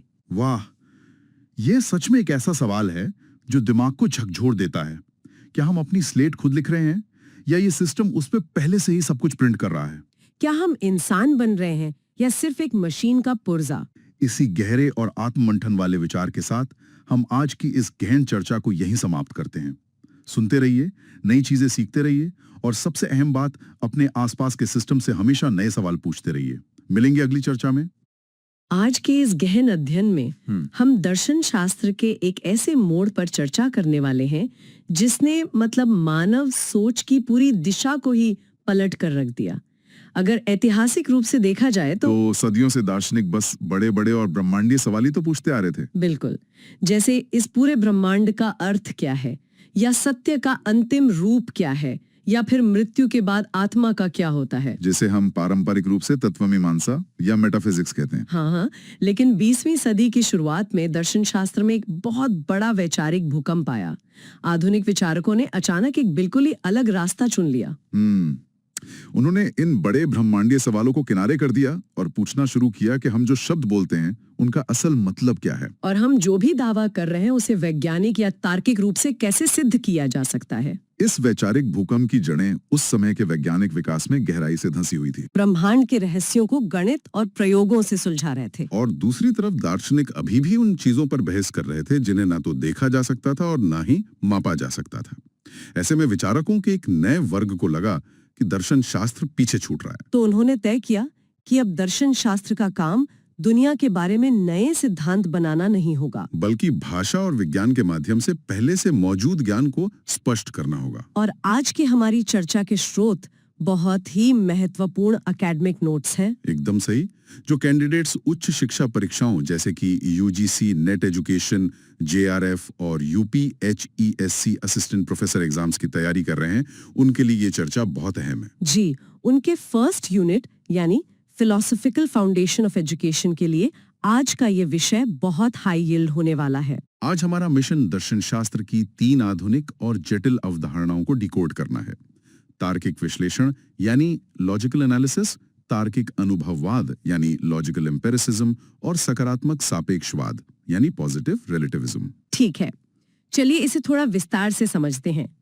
तार्किक विश्लेषण से इस चर्चा की शुरुआत करते हैं। इसके नाम से ही स्पष्ट होता है कि इसमें तर्क और विश्लेषण की कोई बहुत बड़ी भूमिका है। इस विचारधारा का बुनियादी तर्क ये है कि दर्शन शास्त्र का मुख्य काम हवाई सिद्धांत गढ़ना नहीं है, बल्कि इसका काम एक सफाई कर्मचारी की तरह है। एक सफाई कर्मचारी। हाँ, जिसे हमारी भाषा, हमारी अवधारणाओं और हमारे वाक्यों में जमी हुई अस्पष्टता की धूल को साफ करना है। Bertrand Russell, जी.ई. मोर और शुरुआती लुडविग विटकिंस्टाइन जैसे विचारकों ने इस आंदोलन को आकार दिया। उनका तो स्पष्ट रूप से मानना था कि जिन बातों पर दार्शनिक पिछले 2000 सालों से सिर खपा रहे हैं, जैसे आत्मा का स्वरूप क्या है या परम सत्य क्या है, वो असल में कोई वास्तविक समस्याएं हैं ही नहीं। बिल्कुल, ये एक बहुत ही क्रांतिकारी विचार था। उनका कहना था कि ये तथाकथित समस्याएं केवल हमारी भाषा के गलत और ढीले उपयोग के कारण पैदा हुए भ्रम हैं। मतलब भाषा के लापरवाह उपयोग के कारण। हाँ, अगर भाषा का तार्किक रूप से चीर फाड़ करके विश्लेषण किया जाए तो ये बड़ी बड़ी रहस्यमयी समस्याएं सुलझेंगी नहीं, बल्कि वे सिरे से गायब हो जाएंगी। ये दावा अपने आप में बहुत बड़ा है। मतलब समस्या बाहरी दुनिया या ब्रह्मांड में नहीं है, बल्कि उस भाषा के स्ट्रक्चर में है जिससे दुनिया का वर्णन किया जा रहा है। एकदम सही। इसे स्पष्ट करने के लिए एक बहुत ही सटीक उदाहरण है, जैसे वो वाक्य है ना, समय बहता है। हाँ, टाइम फ्लोज। पारंपरिक दार्शनिक तो इस बात पर भाली भरकम किताबें लिख सकते हैं कि समय आखिर क्या चीज है और ये एक नदी की तरह कैसे बहता है। और यहीं पर तार्किक विश्लेषण की उपयोगिता सामने आती है। एक विश्लेषक इस वाक्य को देखेगा और कहेगा कि बहना या फ्लोज एक क्रिया है जो मुख्य रूप से पानी जैसे तरल पदार्थों के लिए इस्तेमाल होती है। जुटुल। और जब इस क्रिया को समय जैसी अमूर्त अवधारणा के साथ जोड़ दिया जाता है तो ये व्याकरणिक रूप से एक बहुत बड़ी भूल बन जाती है। अच्छा, ये व्याकरणिक गलती अचेतन रूप से दिमाग को ये सोचने पर मजबूर कर देती है कि समय कोई भौतिक पदार्थ है जो सच में किसी दिशा में बह रहा है। अरे वाह! मतलब जैसे ही इस वाक्य के तर्क का विश्लेषण होता है और ये समझ आता है कि बहना केवल एक रूपक या मेटाफर है, वैसे ही समय की भौतिक रूप से बहने का वो रहस्य टूट जाता है। सही कहा। दर्शन शास्त्र को एक तरह से भाषा की एक थेरेपी या इलाज के रूप में देखा जाने लगा। लेकिन अगर ये केवल भाषा की ही एक थेरेपी है, तो क्या ये असल दुनिया की ठोस समस्याओं से हमें दूर नहीं ले जाती? ऐसा लग सकता है। अगर इस सिद्धांत को एक क्लासरूम या शिक्षा व्यवस्था के संदर्भ में देखा जाए, तो वहाँ शब्दों के इस मायाजाल को सुलझाने का क्या व्यावहारिक असर होता है? इसका व्यावहारिक असर बहुत गहरा है और सीधे क्रिटिकल थिंकिंग से जुड़ा हुआ है। शिक्षा के क्षेत्र में ये विचारधारा इस बात पर जोर देती है कि किसी भी अवधारणा पर बहस शुरू करने से पहले उसे सटीक रूप से परिभाषित किया जाना चाहिए। जैसे क्लासरूम में अक्सर बुद्धिमत्ता या क्रिएटिविटी जैसे शब्दों पर लंबी बहसें होती हैं। बिल्कुल। या फिर अनुशासन शब्द को ही ले लीजिए। तार्किक विश्लेषण सिखाता है कि जब तक ये स्पष्ट न हो कि बुद्धिमत्ता से असल में तात्पर्य क्या है, क्या ये गणित के सवाल हल करने की क्षमता है या सामाजिक व्यवहार है, हाँ, तब तक कोई भी बहस निरर्थक है। इसके अलावा जब कोई ये सीख जाता है कि भाषा कैसे काम करती है, तो वो राजनेताओं के भाषणों या मीडिया के प्रोपोगंडा में छिपी अस्पष्टता को तुरंत पकड़ सकता है। ये तो दिमाग के लिए एक तरह का एंटीवायरस हो गया। एकदम सटीक तुलना है। तो भाषा के इस एंटीवायरस से आगे बढ़कर देखा जाए तो 1920 के दशक में ऑस्ट्रिया के अंदर कुछ और भी बड़ा पकड़ा था। हाँ, वियना शहर के कॉफी हाउसों की वो मशहूर चर्चाएं। क्यों? और दार्शनिकों का एक समूह इकट्ठा होना शुरू हुआ जिसे आज इतिहास में वियना सर्कल के नाम से जाना जाता है। और जो कैंडिडेट्स परीक्षा की तैयारी कर रहे हैं उन्हें इस हिस्से पर खास ध्यान देना चाहिए, क्योंकि यूजीसी नेट और यूपीएचईएससी में यहाँ से बहुत सवाल बनते हैं। इस समूह की महत्वाकांक्षा दर्शन शास्त्र को विज्ञान की तरह एकदम सटीक और ठोस बनाने की थी, और यहीं से जन्म हुआ तार्किक अनुभववाद या तार्किक प्रत्यक्षवाद का, जिसे लॉजिकल एम्पिरिसिज्म या पॉजिटिविज्म कहते हैं। प्रथम विश्व युद्ध के बाद के उस दौर में वियना सर्कल के विचारक, जिनमें मॉरिट्ज श्लिक, रुडोल्फ कार्नैप और एजे एयर जैसे नाम शामिल थे, जी, वे दुनिया को तर्क और विज्ञान की एक नई और मजबूत नींव पर खड़ा करना चाहते थे। यहाँ जो बात सबसे आकर्षक है वो ये है कि उन्होंने एक ऐसा सिद्धांत प्रस्तुत किया जिसने दर्शन शास्त्र की दुनिया में तहलका मचा दिया। इस सिद्धांत को द वेरिफिकेशन प्रिंसिपल या सत्यापन का सिद्धांत कहा जाता है। मतलब कोई भी कथन या वाक्य केवल तभी अर्थपूर्ण माना जाएगा जब उसे सही या गलत साबित करने का कोई स्पष्ट तरीका मौजूद हो। बिल्कुल। और किसी भी बात को साबित करने के केवल दो ही तरीके स्वीकार किए गए। इन दो तरीकों को समझना बहुत जरूरी है, क्योंकि इन्होंने ज्ञान की परिभाषा ही बदल दी। पहला तरीका है विश्लेषणात्मक कथन या एनालिटिक स्टेटमेंट्स। ये वे बातें हैं जो अपनी परिभाषा या आंतरिक तर्क के कारण ही सत्य होती हैं। जैसे गणित का समीकरण 2 और 2 4 होते हैं। या फिर ये कहला कि सभी कुंवारे अविवाहित होते हैं। सही कहा। इन बातों को सच साबित करने के लिए घर से बाहर जाकर दुनिया में कोई खोजबीन करने की जरूरत नहीं है।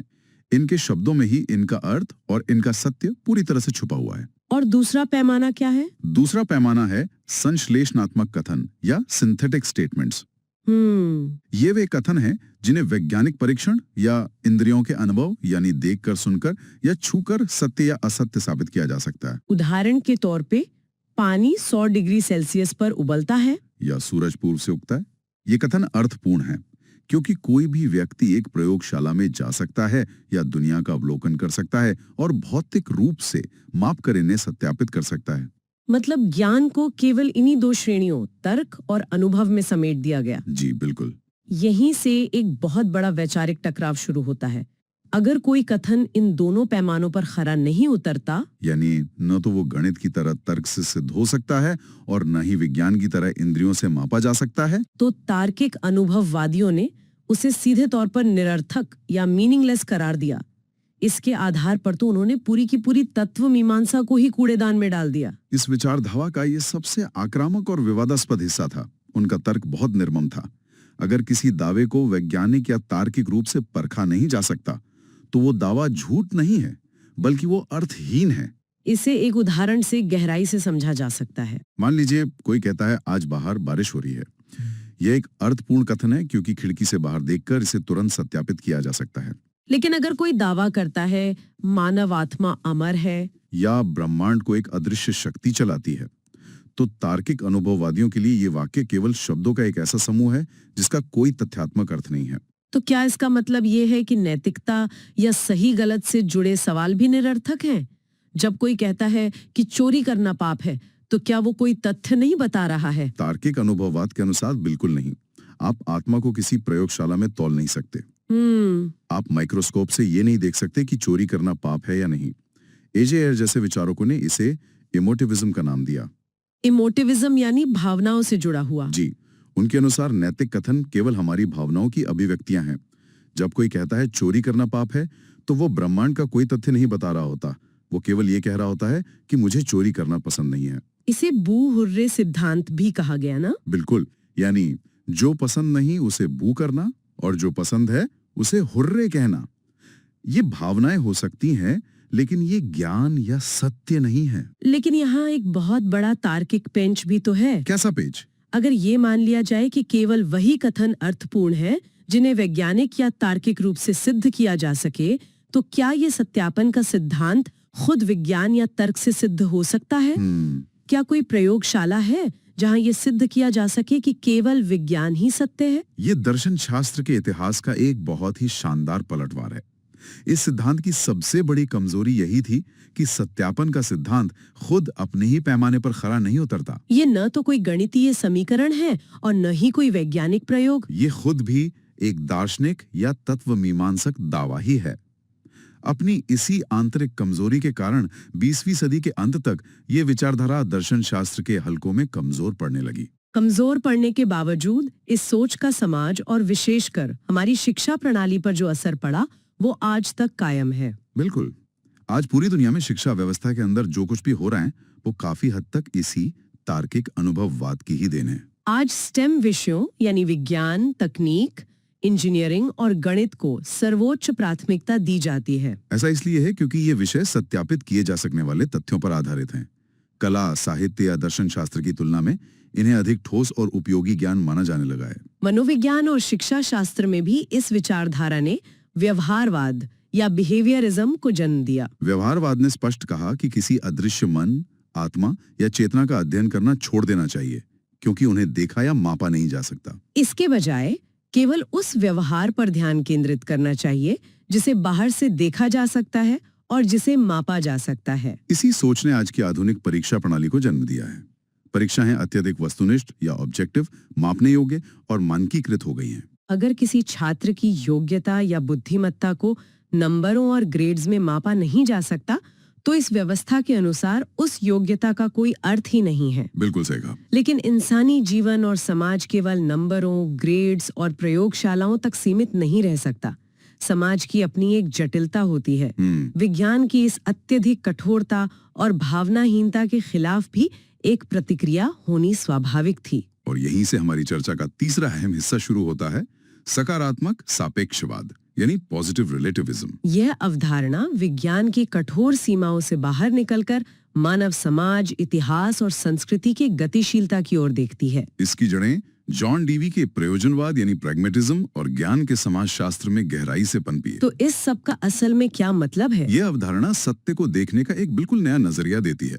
सापेक्षवाद का मूल विचार ये है कि सत्य, मूल्य और ज्ञान कोई ऐसी वस्तुएं नहीं है जो निरपेक्ष या एब्सोल्यूट हों या आसमान से उतरी हुई हों। कोई भी सत्य ऐसा नहीं होता जो हर युग और हर समाज के लिए एक समान रूप से लागू हो। इसके बजाय ज्ञान हमेशा उस विशेष संस्कृति, समय और सामाजिक परिस्थितियों के सापेक्ष होता है जो उसका निर्माण करती हैं। औद्योगिक क्रांति के बाद समाज इतनी तेजी से बदल रहा था कि पुरानी सदियों के नियम और सत्य अब काम नहीं कर रहे थे। बिल्कुल। वैसे सापेक्षवाद शब्द सुनते ही अक्सर एक गलतफहमी पैदा होती है। कैसी गलतफहमी? कई बार इसे नकारात्मक रूप में देखा जाता है, ये सोचकर कि अगर कोई परम सत्य है ही नहीं तो फिर कुछ भी मायने नहीं रखता, सब कुछ निरर्थक है। लेकिन यहाँ सकारात्मक या पॉजिटिव शब्द का जुड़ना पूरी कहानी बदल देता है। हाँ, नकारात्मक सापेक्षवाद इंसान को शून्यवाद या निराशा की ओर धकेलता है।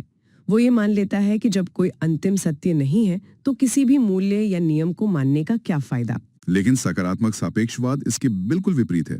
यह स्वीकार करता है कि सत्य मानव निर्मित हैं और वे बदलती परिस्थितियों की उपज हैं। लेकिन इसका मतलब ये नहीं है कि वे बेकार या मनमाने हैं। मनुष्य अपने समाज की समस्याओं को हल करने के लिए अपने अनुभवों के आधार पर मिलकर बहुत ही सकारात्मक और उपयोगी सत्य गढ़ सकता है। मतलब हम ऐसे मूल्य और लोकतांत्रिक प्रणालियां बना सकते हैं जो वर्तमान समय में काम करें और समाज को आगे बढ़ाएं। एकदम सही। इसे समझने के लिए अनुशासन की अवधारणा का उदाहरण बहुत ही सटीक चित्र प्रस्तुत करता है। जी, अगर 19वीं सदी के किसी मिलिट्री स्कूल के माहौल पर विचार किया जाए तो उस समय अच्छे अनुशासन की परिभाषा क्या थी? क्लासरूम में पिन ड्रॉप साइलेंस होना, शिक्षक का आदेश बिना सोचे समझे मानना और बात न मानने पर शारीरिक दंड मिलना। उस समय के समाज और औद्योगिक ढांचे के हिसाब से वो सत्य था। लेकिन आज 21वीं सदी के किसी भी प्रगतिशील स्कूल में अच्छे अनुशासन का मतलब बिल्कुल बदल चुका है। आज आत्मनियमन यानी सेल्फ रेगुलेशन, आलोचनात्मक सोच और खुले संवाद को अच्छा अनुशासन माना जाता है। एक सकारात्मक सापेक्षवादी इन दोनों युगों के स्कूलों को देखकर ये फैसला नहीं सुनाएगा कि 19वीं सदी का अनुशासन परम गलत था और आज का अनुशासन परम सत्य है। उनका विश्लेषण ये होगा कि दोनों ही व्यवस्थाएं अपने अपने समय की सामाजिक जरूरतों के हिसाब से सत्य और उपयोगी थीं। अतीत के समाज को शायद वैसे ही आज्ञाकारी नागरिकों की जरूरत थी, लेकिन आज के ज्ञान आधारित और लोकतांत्रिक समाज को सवाल पूछने वाले और संवाद करने वाले नागरिकों की जरूरत है। सत्य समाज के साथ विकसित हुआ है। जी। जब ये मान लिया जाए कि सत्य कोई एक स्थिर पत्थर की लकीर नहीं है बल्कि एक बहती हुई नदी है, तो इसका शिक्षा व्यवस्था के ढांचे पर बहुत व्यापक प्रभाव पड़ता है। और ये विचार पूरी तरह से बहुसांस्कृतिक शिक्षा यानी मल्टीकल्चरल एजुकेशन की वकालत करता है। ये बहुसांस्कृतिक शिक्षा का आधार ही है। ये विचार स्वीकार करता है कि दुनिया में ज्ञान प्राप्त करने और जीवन जीने के कई अलग-अलग और वैध तरीके मौजूद हैं। इसलिए किसी भी एक तथाकथित श्रेष्ठ या निरपेक्ष संस्कृति को सभी पर नहीं थोपा जा सकता। हर संस्कृति का अपना एक सापेक्ष सत्य होता है जिसका सम्मान किया जाना चाहिए। इसका सीधा असर पाठ्यक्रम या करिकुलम पर भी पड़ता है। पाठ्यक्रम को स्थिर नहीं होना चाहिए बल्कि इसे समाज की जरूरतों के साथ लगातार अपडेट और विकसित होते रहना चाहिए। जो तकनीक या ज्ञान आधी सदी पहले उपयोगी था, उसका आज के समाज में प्रासंगिक होना जरूरी नहीं है।